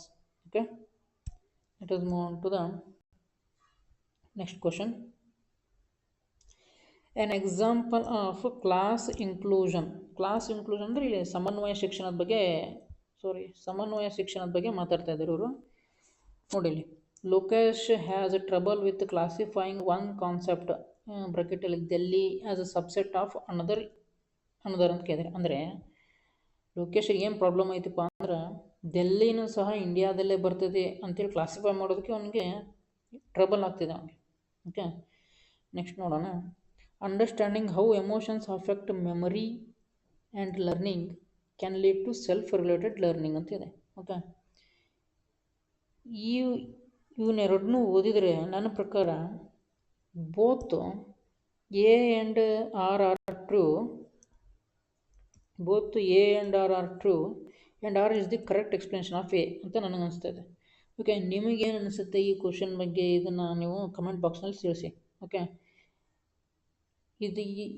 ಈ ಅಸರ್ಷನ್ ನನಗೆ ರೀಸನ್ ಸಪೋರ್ಟ್ ಮಾಡ್ತದ ಇಲ್ಲ ನೋಡಿ ನನಗೆ ಕಮೆಂಟಲ್ಲಿ ತಿಳಿಸಿ. ನನ್ನ ಪ್ರಕಾರ ಇದಕ್ಕೆ ಆನ್ಸರ್ ಬಂದ್ಬಿಟ್ಟು 16ನೇದು 2. Understanding how emotions affect memory and learning can lead to self related learning. Okay, let us move on to the next question. Which of the following statement aptly describes the purpose of a diagnostic assessment ಅಂತ ಕೇಳಿದ್ದಾರೆ. Okay, ಇಲ್ಲಿ diagnostic assessment ಅಂದರೆ ಏನಂತ ತಿಳ್ಕೊಬೇಕು ನಾವು ಮೊದಲು. Okay, ಇವಾಗ ನಮಗೆ ಏನಾದರೂ ಕಾಯಿಲೆ ಇದ್ದಾಗ ನಾವು ಡಾಕ್ಟರ್ಸ್ ಹತ್ರ ಹೋದರೆ ಅವರು ಕೆಲವೊಂದಿಷ್ಟು ಪ್ರಶ್ನೆಗಳನ್ನ ಕೇಳ್ತಾರೆ ನಮ್ಮ ಕಾಯಿಲೆ ಬಗ್ಗೆ. ಅಂದರೆ ನಮಗೆ ಏನು ಪ್ರಾಬ್ಲಮ್ ಇದೆ ಅನ್ನೋದನ್ನು ಡಯಾಗ್ನೋಸ್ ಮಾಡ್ತಾರೆ ಅವರು ಕೆಲವೊಂದು ಪ್ರಶ್ನೆಗಳನ್ನ ಕೇಳೋದ್ರ ಮುಖಾಂತರ. ನಮ್ಮ ಪ್ರಶ್ನೆಯನ್ನು ಕೇಳಿ ನಾವೇನು ಉತ್ತರ ಕೊಡ್ತೀವಲ್ಲ ಅದರ ಬೇಸ್ ಮೇಲೆ ನಮಗೆ ಅವರಿಗೆ ರೆಮಿಡೀಸ್ ಕೊಡ್ತಾರೆ. ಅಂದರೆ ಯಾವ ಥರ ಅದ ಇವ್ನಿಗೆ ಏನು ಕಾಯಿಲೆ ಇದೆ ಅದನ್ನು ತಿಳ್ಕೊಂಡು ರೆಮಿಡೀಸ್ ಕೊಡ್ತಾರೆ. ರೆಮಿಡೀಸ್ ಇನ್ ಟರ್ಮ್ಸ್ ಅಂದರೆ ಮೆಡಿಸಿನ್ ಕೊಡೋದ್ರ ಮುಖಾಂತರ ನಮಗೆ ರೆಮಿಡಿ ಕೊಡ್ತಾರೆ ಅವರು. ಓಕೆ, ಅದೇ ಥರ ನಮ್ಮ ಶಿಕ್ಷಣ ಕ್ಷೇತ್ರದಲ್ಲಿ ಮಕ್ಕಳ ಕುಂದುಕೊರತೆಗಳು ಏನಿದಾವೆ ಅಂತ ತಿಳ್ಕೊಳ್ಳೋದಕ್ಕೆ ನಾವು ಮಾಡುವಂಥ ಅಸೆಸ್ಮೆಂಟ್ ಅಥವಾ ನಾವು ಮಾಡುವಂಥ ಪರೀಕ್ಷೆ ಯಾವುದಪ್ಪ ಅಂತಂದರೆ ಡಯಾಗ್ನಾಸ್ಟಿಕ್ ಅಸೆಸ್ಮೆಂಟ್. ಅಂದರೆ ಮಕ್ಕಳಿಗೆ ಏನೇನು ಕುಂದುಕೊರತೆ ಇದೆ, ಅವ್ರ ನೀಡ್ ಏನು, ಅದನ್ನೆಲ್ಲ ತಿಳ್ಕೊಳ್ಳೋಕೆ ಮಾಡೋದು ಡಯಾಗ್ನಾಸ್ಟಿಕ್ ಅಸೆಸ್ಮೆಂಟ್. ನಾವು ಈ ಡಯಾಗ್ನಾಸ್ಟಿಕ್ ಅಸೆಸ್ಮೆಂಟ್ನ ತಿಳ್ಕೊಂಡು ನೆಕ್ಸ್ಟ್ ಅವ್ರಿಗೆ ಏನು ಮಾಡ್ತೀವಿ, ರೆಮಿಡಿಯಲ್ ಟೀಚಿಂಗ್ ಅಂತ ಮಾಡ್ತೀವಿ. ಓಕೆ, ರೆಮಿಡಿಯಲ್ ಟೀಚಿಂಗ್ ಅಂತ ಮಾಡ್ತೀವಿ. ರೆಮಿಡಿಯಲ್ ಟೀಚಿಂಗ್ನಲ್ಲಿ ಏನೇನಪ್ಪ ಅಂತಂದರೆ ಅವ್ರ ನೀಡ್ ತಕ್ಕಂತೆ ನಮ್ಮ ಪೆಡಾಗಜಿಕಲ್ ಮೆಥಡ್ಸ್, ಅಂದರೆ ಈ ಬೋಧನಾ ಕೌಶಲ್ಯಗಳನ್ನ ಚೆನ್ನಾಗಿ ಯೂಸ್ ಮಾಡಿಕೊಂಡು ಬೋಧನಾ ಕ್ರಮಗಳನ್ನ ಅವ್ರಿಗೆ ಎಂತೆಂಥ ಬೇಕೋ ಆ ಬೋಧನಾ ಕ್ರಮಗಳನ್ನ ಮಾರ್ಪಾಡು ಮಾಡಿಕೊಂಡು ಟೀಚಿಂಗ್ ಮಾಡೋದು ಅಂತೇಳಿ ರೆಮಿಡಿಯಲ್ ಟೀಚಿಂಗಲ್ಲಿ. ಸೊ ಇಲ್ಲಿ ಆ ಕ್ವಶನಿಗೆ ಬರೋಣ. ಮತ್ತು which of the following statement aptly describes the purpose of diagnostic assessment ಅಂತ ಕೇಳಿದ್ದಾರೆ. ಓಕೆ, ಆಪ್ಷನ್ ನಂಬರ್ 1 ನೋಡೋಣ. To identify the areas where students may need additional support or instruction ಅಂತ ಕೇಳಿದ್ದಾರೆ. ಓಕೆ, ಆ್ಯಕ್ಚುಲಿ ಈ ಕ್ವಶನ್ನು ತಗೊಳ್ಬೋದು ಆನ್ಸರ್ ಅಂತ. ಬಟ್ ನೆಕ್ಸ್ಟ್ ಆಪ್ಷನ್ ಓದೋಣ. To give students the opportunity to critically assess the work of their pears.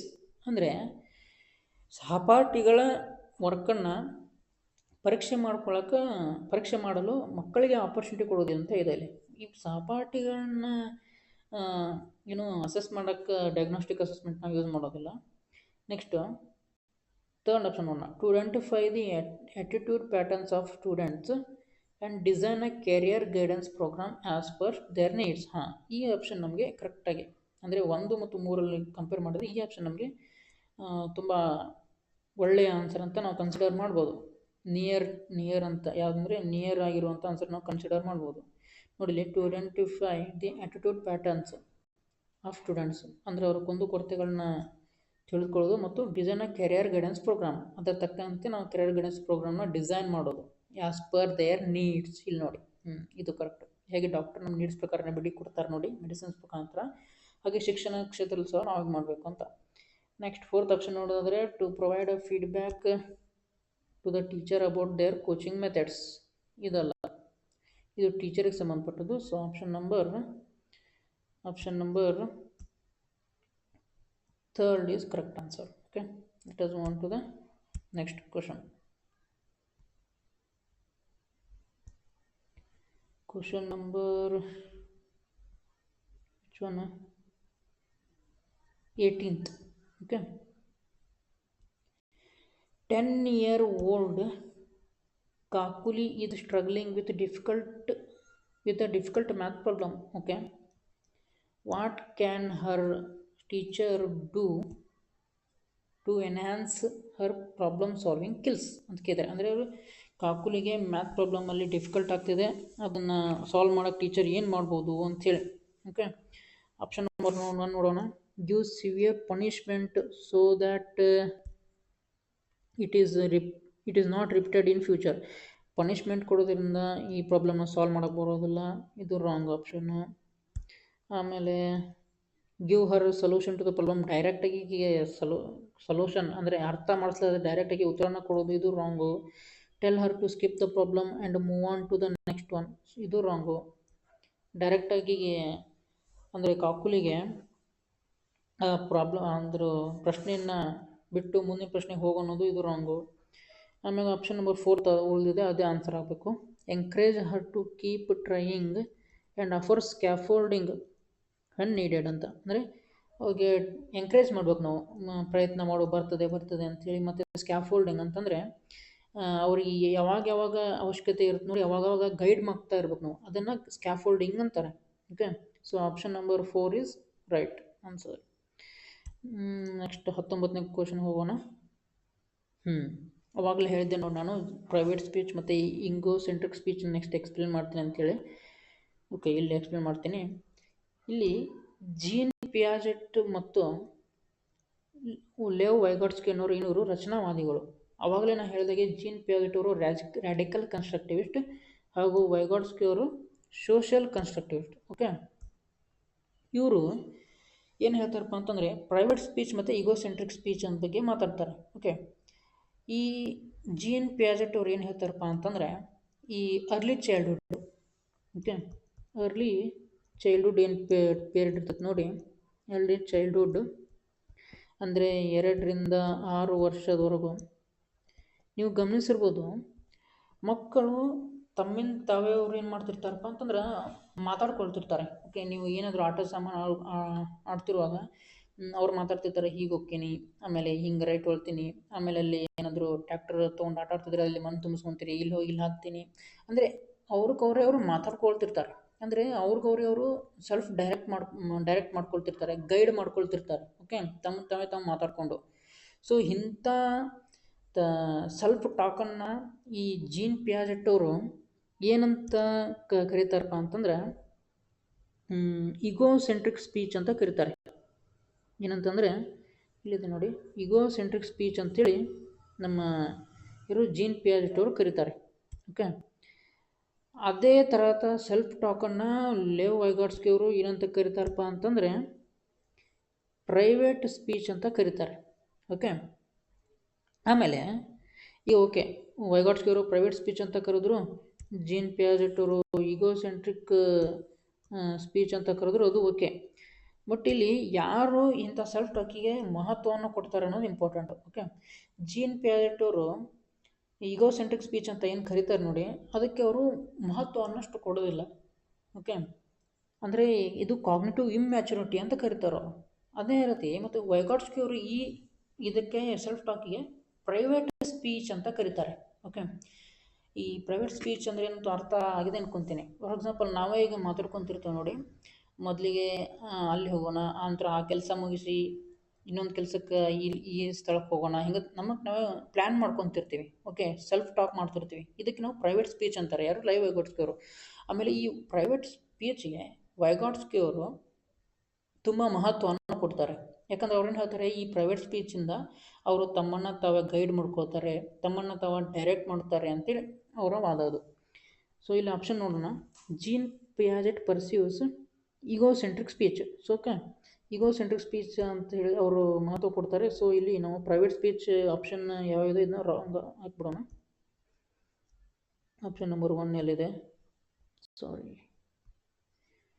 Option number 1 ಇದು wrong. ಆಮೇಲೆ option number 4 wrong. Okay, ಆಮೇಲೆ ಈಗೋಸೆಂಟ್ರಿಕ್ ಸ್ಪೀಚ್ 2 ಕಡೆ ಇದೆ. ಇಲ್ಲಿ ಇನ್ನು ಯಾವುದಕ್ಕೆ ಮಹತ್ವ ಕೊಡ್ತಾರೆ ಅಂತ ನೋಡ್ಬೇಕಿನ್ನ, Jean Piaget pursues egocentric speech to be a sign of cognitive immaturity ಅಂದರೆ ಅವರು ಮಹತ್ವ ಕೊಡೋದಿಲ್ಲ. And Leo Vygotsky believes private speech to be effective in self regulation. ಅಂದರೆ ಆಪ್ಷನ್ ನಂಬರ್ 2 ಅನ್ನೋದು ರೈಟ್ ಆನ್ಸರ್ ಇದಕ್ಕೆ. Sorry, option number 2 is right answer. Okay, ಇದಕ್ಕೆ ನನ್ನ explanation ನಿಮಗೆ ಅರ್ಥ ಆಗಿದೆ ಅಂತ ಅಂದ್ಕೊಳ್ತೇನೆ.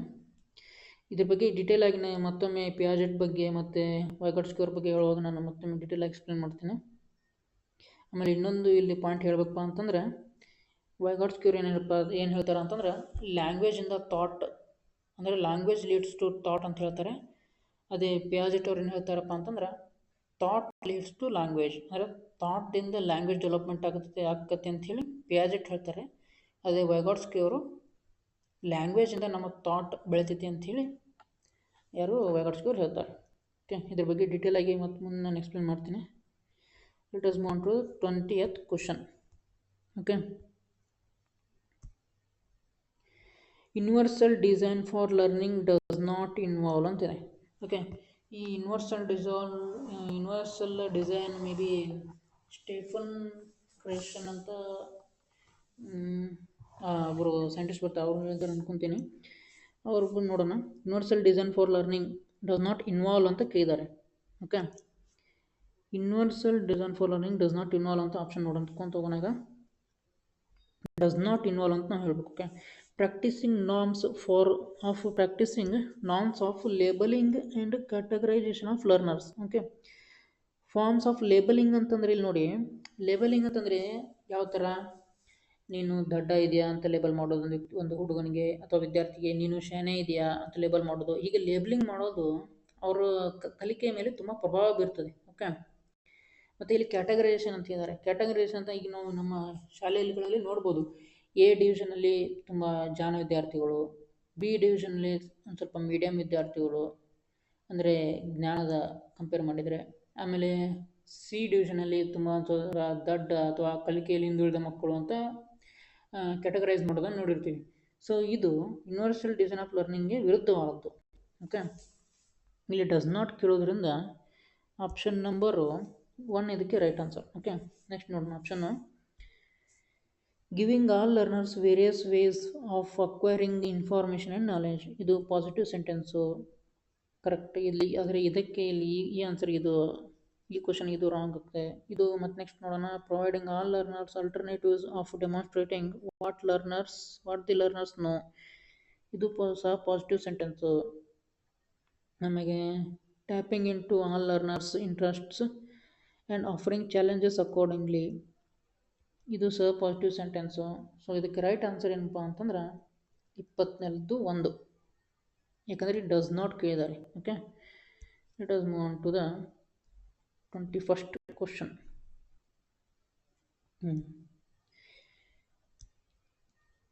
Which of the following statements about Lawrence Kohlberg theory is correct? Okay, ಇಲ್ಲಿ ಲಾರೆನ್ಸ್ ಕೋಲ್ಬರ್ಗ್ ಅವ್ರು ಏನು ಮಾಡ್ತಾರೆ ಅಂದರೆ ಮಾರಲ್ ಡೆವಲಪ್ಮೆಂಟ್ ಥಿಯರಿಯನ್ನು ನಮಗೆ ಕೊಡ್ತಾರೆ. ಓಕೆ, ಈ ಮಾರಲ್ ಡೆವಲಪ್ಮೆಂಟ್ ಥಿಯರಿ ಏನಪ್ಪ ಅಂತಂದರೆ ಯಾವುದು ಸರಿ ಮತ್ತು ಯಾವುದು ತಪ್ಪು ಅನ್ನೋದ್ರ ಬಗ್ಗೆ ಇದು ಥಿಯರಿ ಇದೆ. ಅಂದರೆ ಮಕ್ಕಳು ಹೇಗೆ ದೊಡ್ಡವ್ರು ಹಾಕ್ಕೊಂತ ಬರ್ತಾರೆ, ಅವ್ರ ಏಜ್ನ ಪ್ರಕಾಂತರ ಅವ್ರು ಹೇಗೆ ನಮಗೆ ಉತ್ತರವನ್ನು ಕೊಡ್ತಾರೆ ಅಂತೇಳಿ. ಫಾರ್ ಎಕ್ಸಾಂಪಲು ಇವ್ರು ಏನು ಮಾಡ್ತಾರಪ್ಪ ಅಂತಂದರೆ ಕೆಲವೊಂದಿಷ್ಟು ಸಿಚುವೇಶನ್ಗಳನ್ನ ಕೊಡ್ತಾರೆ. ಆ ಸಿಚುವೇಶನ್ ಕೊಟ್ಟು ಅದು ಏನು ಸನ್ನಿವೇಶದಲ್ಲಿರುವಂಥ ಪಾತ್ರಗಳು ಮಾಡಿರುವಂಥ ಕೆಲಸ ಸರಿಯೋ ತಪ್ಪೋ ಅನ್ನೋದನ್ನು ನಾವು ಏನು ಕೇಳ್ತಾರೆ, ನಾನಾ ಥರದ ವಯಸ್ಸಿನ ಮಕ್ಕಳಿಗೆ ಕೇಳ್ತಾರೆ. ಓಕೆ, ಅದೇ ಅವರ moral development theory. For example ಇದು ಸ್ವಲ್ಪ ಎಲಾಬ್ರೇಟ್ ಮಾಡೋದಾದರೆ ಇಲ್ಲಿ ಒಂದು ಹೈನ್ಸ್ ಡೆಲಿಮಾ ಅಂತ ಕೊಡ್ತಾರೆ. ಅಂದರೆ ಹೈನ್ಸ್ ಅನ್ನುವಂಥ ಒಬ್ಬ ವ್ಯಕ್ತಿ ಇರ್ತಾನೆ, ಅವನ ಪತ್ನಿಗೆ ಒಂದು ಕಾಯಿಲೆ ಇರ್ತದೆ. ಓಕೆ, ಆ ಕಾಯಿಲೆಯನ್ನು ಗುಣಪಡಿಸಲು ಬೇಕಾದಂಥ ಔಷಧಿ ಒಬ್ಬ ಸೈಂಟಿಸ್ಟ್ ಹತ್ರನೋ ಅಥವಾ ಒಬ್ಬ ಔಷಧಿ ಅಂಗಡಿ ಹತ್ರ ಇರ್ತದೆ.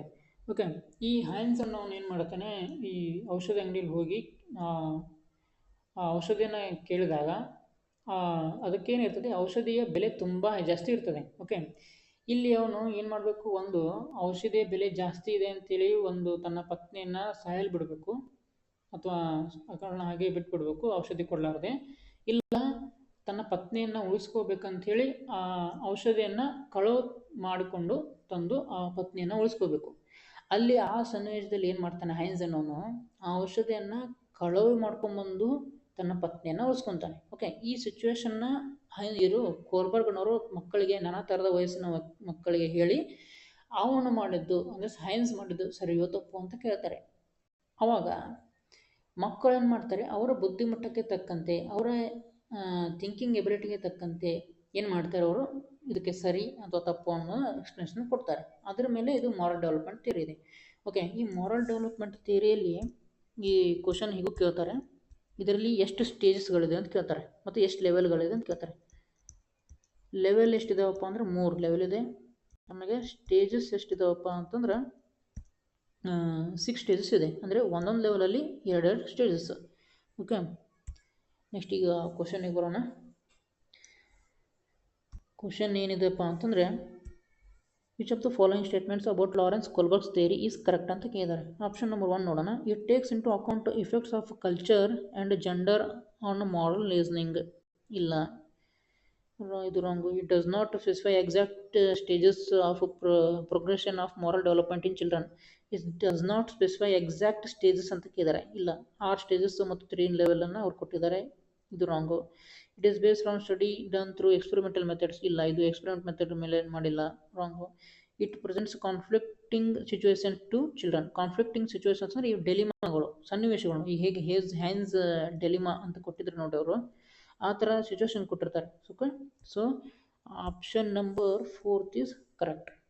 Okay, let us move on to the 22nd. ಇಲ್ಲಿ ಅಸರ್ಷನ್ ಮತ್ತು ರೀಸನಿಂಗ್ ಕ್ವಶನ್ ಇದೆ. Each child finds opportunities to play, experiment and discover their world. ಇಲ್ಲಿ ಈಚ್ ಚೈಲ್ಡ್ ಅಂತ ಕೊಟ್ಟಿದ್ದಾರೆ ನೋಡಿ, ಆ ಕಾರಣಕ್ಕಾಗಿ ಇಲ್ಲಿ ಇದು ಅಸರ್ಷನ್ ರಾಂಗ್ ಆಗ್ತದೆ. ಯಾಕಂದರೆ ಎಲ್ಲ ಮಕ್ಕಳಿಗೂ ಅವಕಾಶಗಳು ಸಿಗೋದಿಲ್ಲ, ಅವು ಆಟ ಆಡೋಕ್ಕೆ ಅವಕಾಶ ಸಿಗೋದಿಲ್ಲ. ಎಲ್ಲ ಮಕ್ಕಳಿಗೂ ನಾನು ಹೇಳ್ತಿರೋದು, ಎಲ್ಲ ಮಕ್ಕಳಿಗೂ ನಾವು ಖಂಡಿತ ಹೇಳಕ್ಕೆ ಬರೋದಿಲ್ಲ. ಎಲ್ಲ ಮಕ್ಕಳಿಗೂ ಅವಕಾಶಗಳು ಸಿಗ್ತವೆ, ಯಾವುದಕ್ಕೆ ಆಟ ಆಡಲಿಕ್ಕೆ ಮತ್ತು ಇದು ಎಕ್ಸ್ಪೆರಿಮೆಂಟ್ ಮಾಡಲಿಕ್ಕೆ ಮತ್ತು ಡಿಸ್ಕವರ್ ಮಾಡಲಿಕ್ಕೆ ಅವಕಾಶ ಸಿಗ್ತವೆ ಅಂತ ಹೇಳಕ್ಕೆ ಬರೋದಿಲ್ಲ. ಸೊ ಇದು ಅಸರ್ಷನ್ ಅನ್ನೋದು ಏನಾಗ್ತದೆ, ಇದು ರಾಂಗ್ ಆಗ್ತದೆ. Okay, next childhood is universal construct ಅಂತ ಇದೆ. ಇಲ್ಲ, ಚೈಲ್ಡ್ಹುಡ್ ಯಾವಾಗಲೂ ಏನಪ್ಪ ಅಂತಂದರೆ ಸೋಷಿಯಲ್ ಕನ್ಸ್ಟ್ರಕ್ಟ್ ಇದು ಮತ್ತು ಯೂನಿವರ್ಸಲ್ ಕನ್ಸ್ಟ್ರಕ್ಟ್ ಅಲ್ಲ. ಓಕೆ, ಸೊ ಇದು ರೀಸನ್ಸ್ ರಾಂಗು. ಸೊ ಆನ್ಸರ್ ಯಾವುದಪ್ಪ ಅಂತಂದ್ರೆ both A and R falls. Option number 1 is right. Okay, let us move on to the 23rd question. Which of the following is an example of a question that promotes analytical thinking ಅಂತ ಹೇಳಿದ್ದಾರೆ. Okay, analytical thinking ಅಂತಂದ್ರೆ ನಾವು ಇಲ್ಲಿ ಚಿಂತನೆಗಳು ಬರ್ತದೆ, ಒಂದು ಮೂರ್ತ ಚಿಂತನೆ ಮತ್ತು ಅಮೂರ್ತ ಚಿಂತನೆ ಅಂತ ಹೇಳಿ. ಓಕೆ, ಅನಾಲಿಟಿಕಲ್ ಥಿಂಕಿಂಗ್ ಅಂತಂದರೆ ಅಮೂರ್ತ ಚಿಂತನೆ. ಓಕೆ, ಆಪ್ಷನ್ ಕ್ವಶನಿಗೆ ಬರೋಣ. Which of the following is an example of a question that promotes analytical thinking ಅಂತ ಹೇಳಿದ್ದಾರೆ. ಮತ್ತು ಅನಾಲಿಟಿಕಲ್ ಥಿಂಕಿಂಗಲ್ಲಿ ಏನಪ್ಪ ಅಂತಂದ್ರೆ ಯಾವಾಗಲೂ ಉತ್ತರಗಳು ಒಂದೇ ವರ್ಡ್ನಲ್ಲಿ ಇರೋದಿಲ್ಲ, ಬದಲಾಗಿ ಬಹು ವಾಕ್ಯದಲ್ಲಿ ಇರ್ತದೆ ಉತ್ತರ. ಅಂದರೆ ನಾನಾ ಥರದ ಉತ್ತರ ಇರ್ತದೆ. ಓಕೆ, ಅಂದರೆ ಓಪನ್ ಎಂಡೆಡ್ ಮತ್ತು ಓಪನ್ ಎಂಡೆಡ್ ಆನ್ಸರು ಮತ್ತು ಕ್ಲೋಸ್ಡ್ ಎಂಡೆಡ್ ಆನ್ಸರ್ ಅಂತ ಬರ್ತದೆ. ಕ್ಲೋಸ್ಡ್ ಎಂಡೆಡ್ ಆನ್ಸರ್ಗಳು ಅಂತಪ್ಪ ಅಂದ್ರೆ ಒನ್ ವರ್ಡ್ ಆನ್ಸರ್ಗಳು. ಅಂದರೆ ಫಾರ್ ಎಕ್ಸಾಂಪಲ್ MCQ, ಆಮೇಲೆ ಬಿಟ್ಟ ಸ್ಥಳ ತುಂಬಿರಿ ಆಗಿರ್ಬೋದು, yes or no type question ಆಗ್ಬೋದು, ಅಥವಾ ಒನ್ ವರ್ಡ್ ಆನ್ಸರ್ ಆಗ್ಬೋದು. ಇವೆಲ್ಲ ಏನು ಕ್ಲೋಸ್ಡ್ ಎಂಡೆಡ್. ಇಲ್ಲಿ ಭಾಳ ಮಕ್ಕಳಿಗೆ ಥಿಂಕ್ ಮಾಡೋಕ್ಕೆ ಅವಕಾಶ ಇರೋದಿಲ್ಲ. ಅದೇ ಓಪನ್ ಎಂಡೆಡ್ ಕ್ವಶನ್ ಏನಿರ್ತಾವೆ ನೋಡಿ, ಇಲ್ಲಿ ಮಕ್ಕಳು ಥಿಂಕ್ ಮಾಡ್ತಾರೆ, ಅನಲೈಸ್ ಮಾಡ್ತಾರೆ, ಡಿಸ್ಕವರ್ ಮಾಡ್ತಾರೆ, ಎಕ್ಸ್ಪರಿಮೆಂಟ್ ಮಾಡ್ತಾರೆ. ಎಲ್ಲಿ ಓಪನ್ ಎಂಡೆಡಲ್ಲಿ. ಸೊ ಈ ಅನಾಲಿಟಿಕಿಂಗ್ ಥಿಂಕಿಂಗ್ ಸಹ ಏನು ಬೇಕು, ಈ ಎದಕ್ಕೆ ಉದಾಹರಣೆ ಅಂತಂದರೆ ಓಪನ್ ಎಂಡೆಡ್ ಕ್ವಶನ್ಸ್ಗೆ ಉದಾಹರಣೆ ಇದು. ಓಕೆ, ಕ್ವಶನ್ ಬರೋಣ. Which of the following is an example of question that promotes analytical thinking. ಅಂದರೆ ಇಲ್ಲಿ ಓಪನ್ ಎಂಡೆಡ್ ಕ್ವಶನ್ ಯಾವುದೇ ಅಂತ ನಾವು ವಿಚಾರ ಮಾಡಬೇಕು. ಆಪ್ಷನ್ ನಂಬರ್ 1 ನೋಡಿ, who was the leader of Germany during world war second ಅಂತ ಇದೆ. ಓಕೆ, ಹೂ ವಾಸ್ ದ ಅಂತಂದರೆ ಅವ್ನು ಯಾರೋ ಒಬ್ಬನಿರ್ತಾನೆ, ಅವ್ನು ಒಬ್ಬಂದು ಆನ್ಸರ್ ಹೇಳ್ಬಿಡ್ತಾರೆ. ಇದು ಒನ್ ವರ್ಡ್ ಆನ್ಸರ್ ಆಯ್ತು, ಇದು ರಾಂಗ್ ಹಂಗಾರೆ. Okay, next option, in which year did world war second end ಅಂತಂದರೆ ಯಾವ ವರ್ಷದಲ್ಲಿ ಎರಡನೇ ಮಹಾಯುದ್ಧ ಮುಗಿಯಿತು ಅಂತ ಕೇಳಿದರೆ ಇದು ಯಾವುದೋ ಒಂದು ವರ್ಷ ಹೇಳ್ತಾರೆ, ಅದು ಒನ್ ವರ್ಡ್ ಆನ್ಸರ್, ಇದು ರಾಂಗ್ ಹಂಗಾದ್ರೆ. Which countries var directly involved in the world war 2 ಅಂದರೆ ಯಾವ್ಯಾವ ಕಂಟ್ರಿ ಪಾಲ್ಗೊಂಡಿದ್ದು ಅಂತ ಕೇಳ್ತಾರೆ. ಇದನ್ನು ಮಕ್ಕಳು ಒಂದು ಹೇಳ್ತಾರೆ ಯಾವ್ಯಾವ ಕಂಟ್ರಿ ಅಂದರೆ. ಇದು ಒಂದು ಕ್ಲೋಸ್ ಎಂಡೆಡ್ ಕ್ವಶನ್ ಇದು.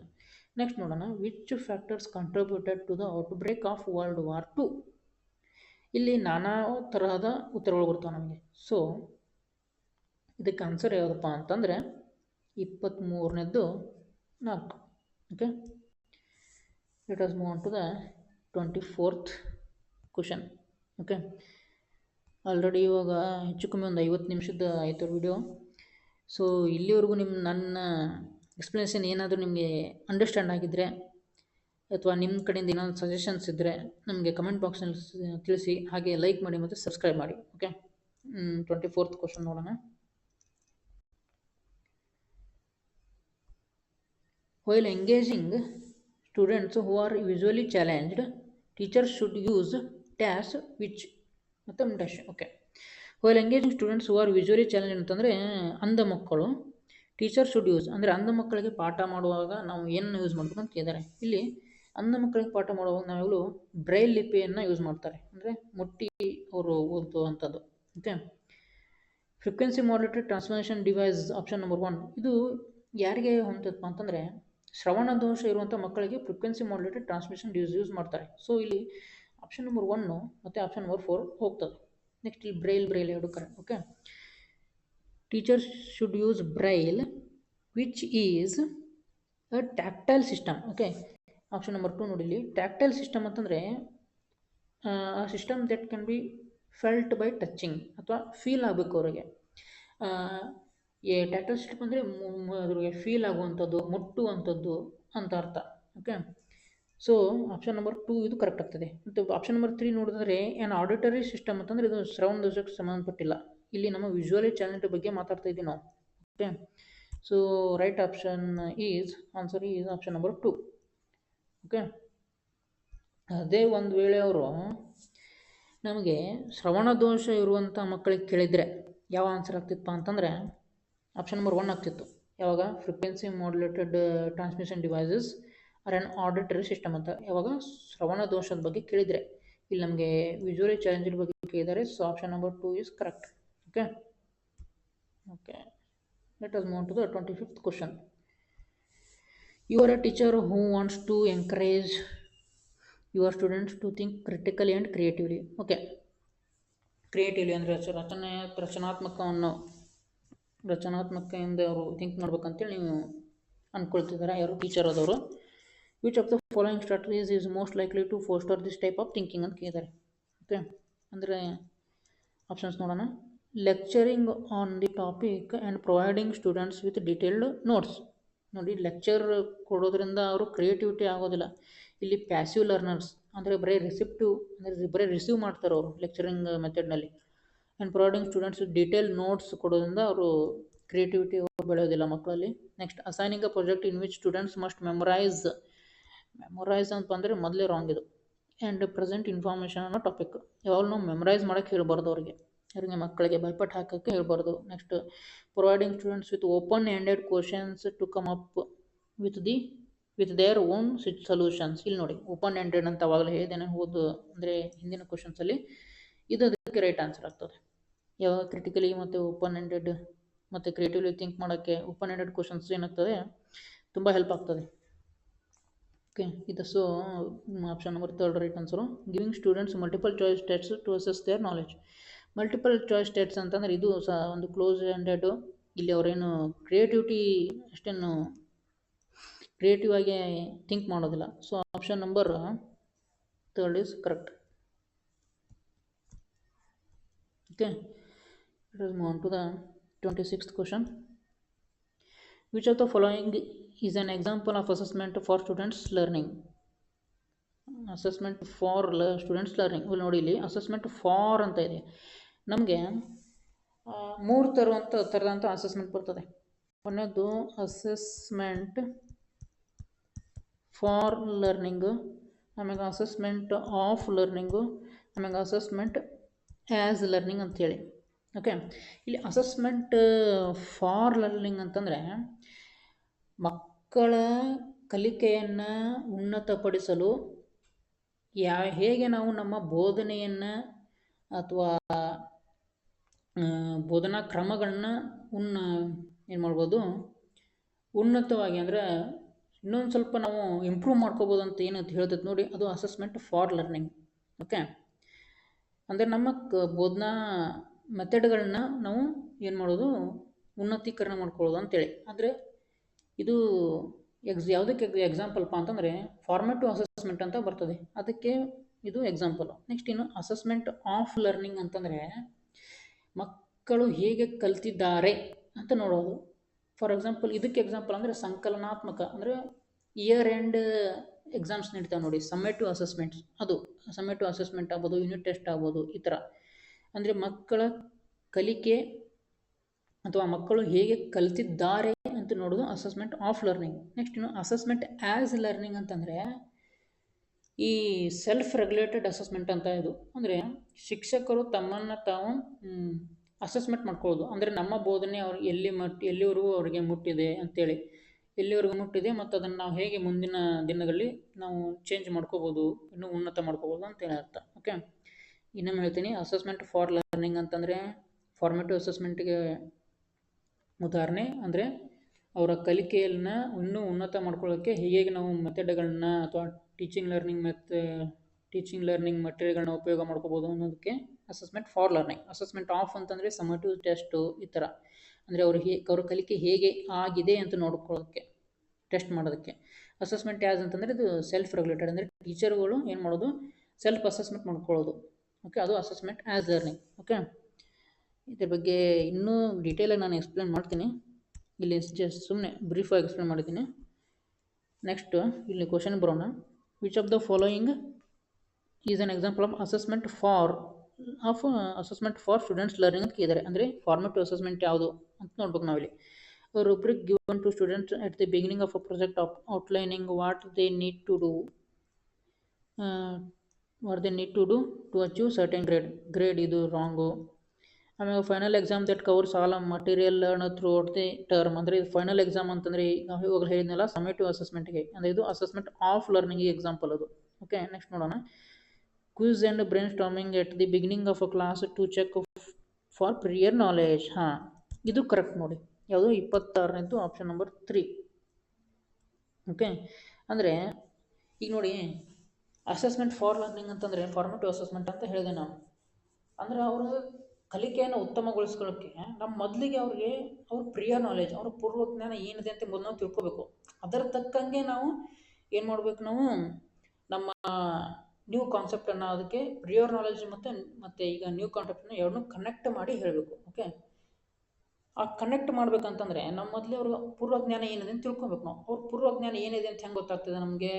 ನಾವು ಕ್ವಿಜ್ ಮುಖಾಂತರ ಮಾಡ್ಬೋದು, ಅಥವಾ ಅವ್ರಿಗೆ ಕ್ವಶನ್ಗಳನ್ನ ಕೇಳೋದ್ರ ಮುಖಾಂತರ ಮಾಡ್ಬೋದು, ಅಥವಾ ನಾವು ಡಿಬೇಟ್ಗಳನ್ನ ಕಂಡಕ್ಟ್ ಮಾಡಿ ಅವ್ರ ಪ್ರಿಯರ್ ನಾಲೆಜನ್ನು ನಾವು ತಿಳ್ಕೊಬೋದು. ಅದರ ಮುಖಾಂತರ ನಾವು ಅವ್ರ ಕಲಿಕೆಯನ್ನು ಉನ್ನತಗೊಳಿಸ್ಬೋದು. ಅದು ಏನು assessment for learning. Okay, so option number 3 is ಇದಕ್ಕೆ ಕರೆಕ್ಟು. ನೆಕ್ಸ್ಟ್ ಆಪ್ಷನ್ ನಂಬರ್ 4 ನೋಡೋಣ. A standardised test use to compare students across the country. ಇದು ಸಹ ಏನಿದು ಸಮ್ಮೇಟಿವ್ ಅಸೆಸ್ಮೆಂಟ್ಗೆ ಇದು ಉದಾಹರಣೆ. ಎಲ್ಲಿ ಯಾಕಂದರೆ ಇಲ್ಲಿ ಸ್ಟ್ಯಾಂಡರ್ಡೈಸ್ ಟೆಸ್ಟ್ ಅಂತ ಕೇಳಿದ್ದಾರೆ. ಇದು ಇಯರ್ ಎಂಡ್ ಮಾಡುವಂಥ ಟೆಸ್ಟ್ ಇಟ್ಕೊಳ್ಳಿವು. Okay, so option number 4 is wrong, option number 3 is right.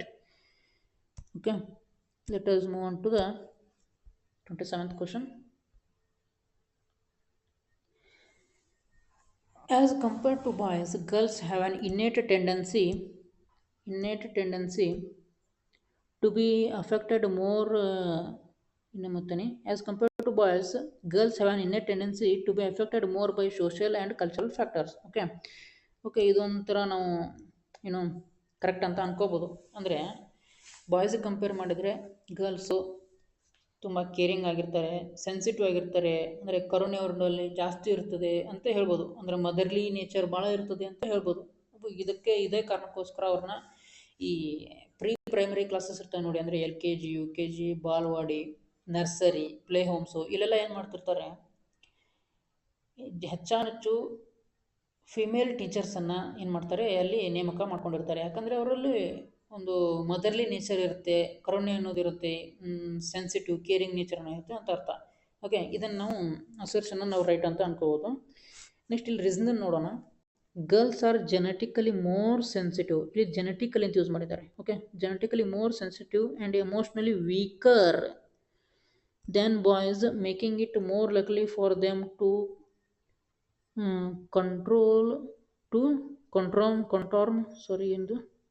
conform, making them more likely to conform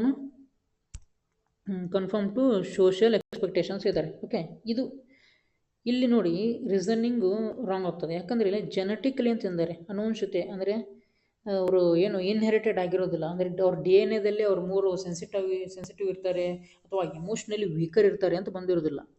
okay, so ಈ ಜೆನೆಟಿಕಲಿ ಅಂತ ಯೂಸ್ ಮಾಡೋದಕ್ಕೋಸ್ಕರ ಮತ್ತು ಇಲ್ಲಿ ವೀಕರ್ ದೆನ್ ಬಾಯ್ಸ್ ಅಂತ ಮಾಡಿರೋದು ಅಂದರೆ ಯೂಸ್ ಮಾಡಿರೋದ್ರಿಂದ ಈ ರೀಸನ್ ಅನ್ನೋದು ಆಪ್ಷನ್ ತಪ್ಪಾಗ್ತದೆ.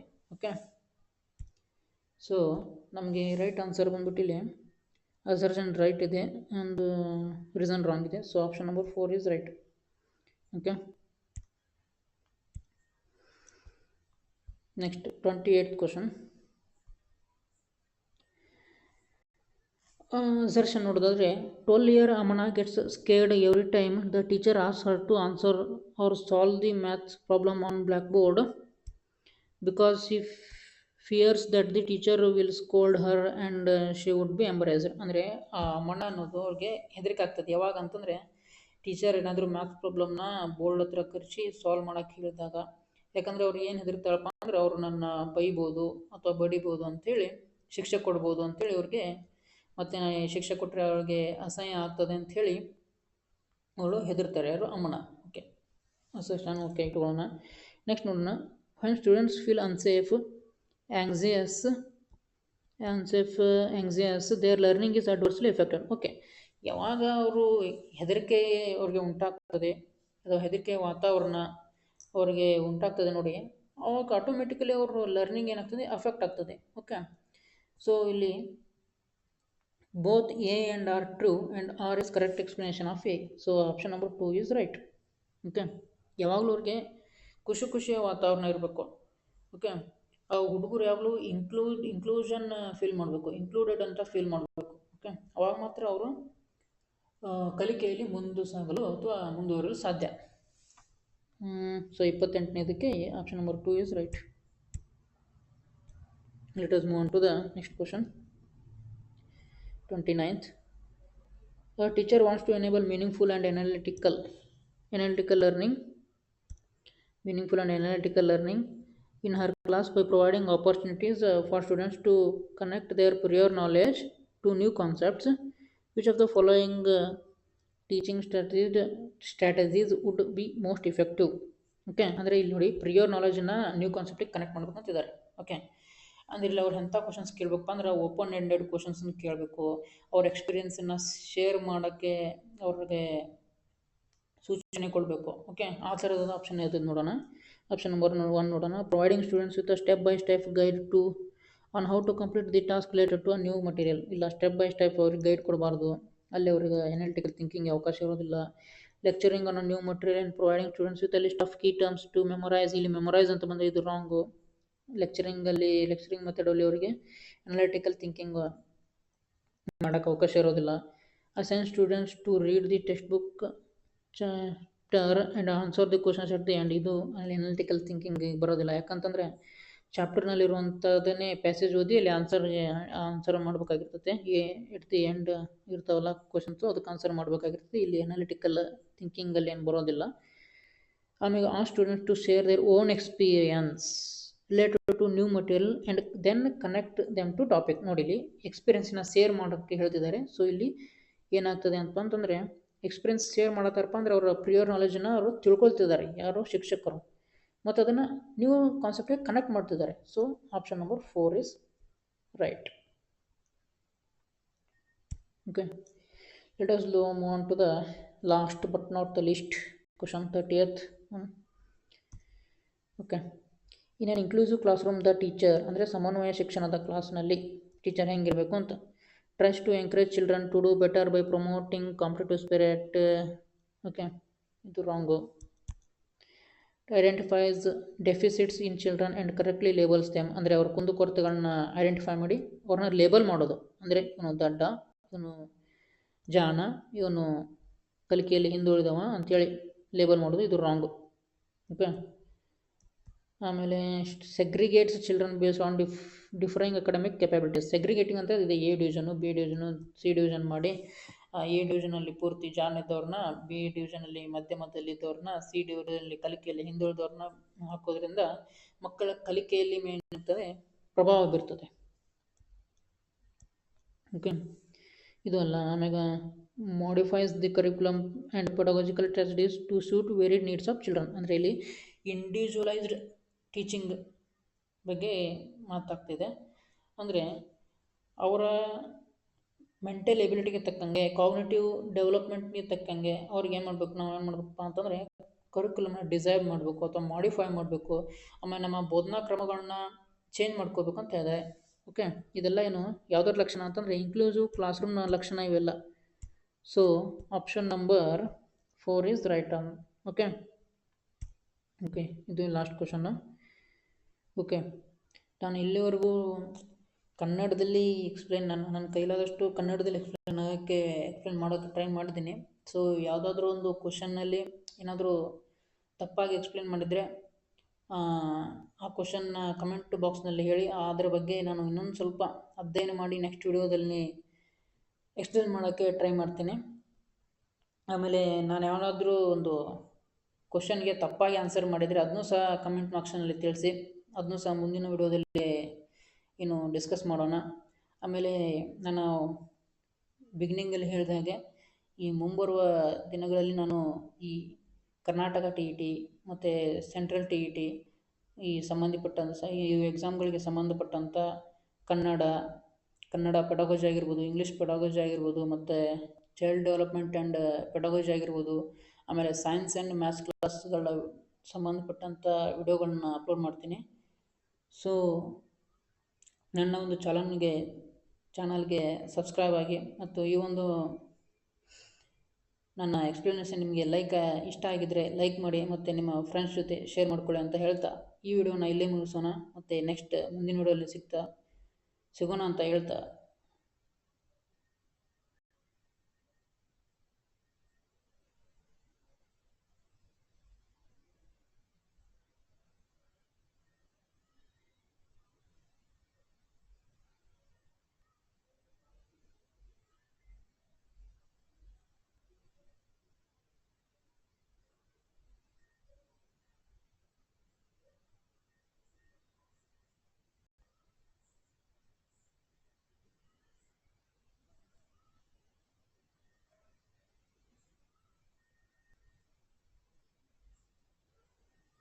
Thank you.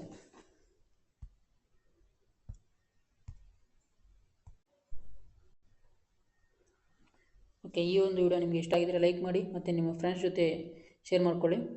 ಮತ್ತೆ ಮುಂದಿನ ವಿಡಿಯೋನಲ್ಲಿ ಸಿಗೋಣ. Thank you.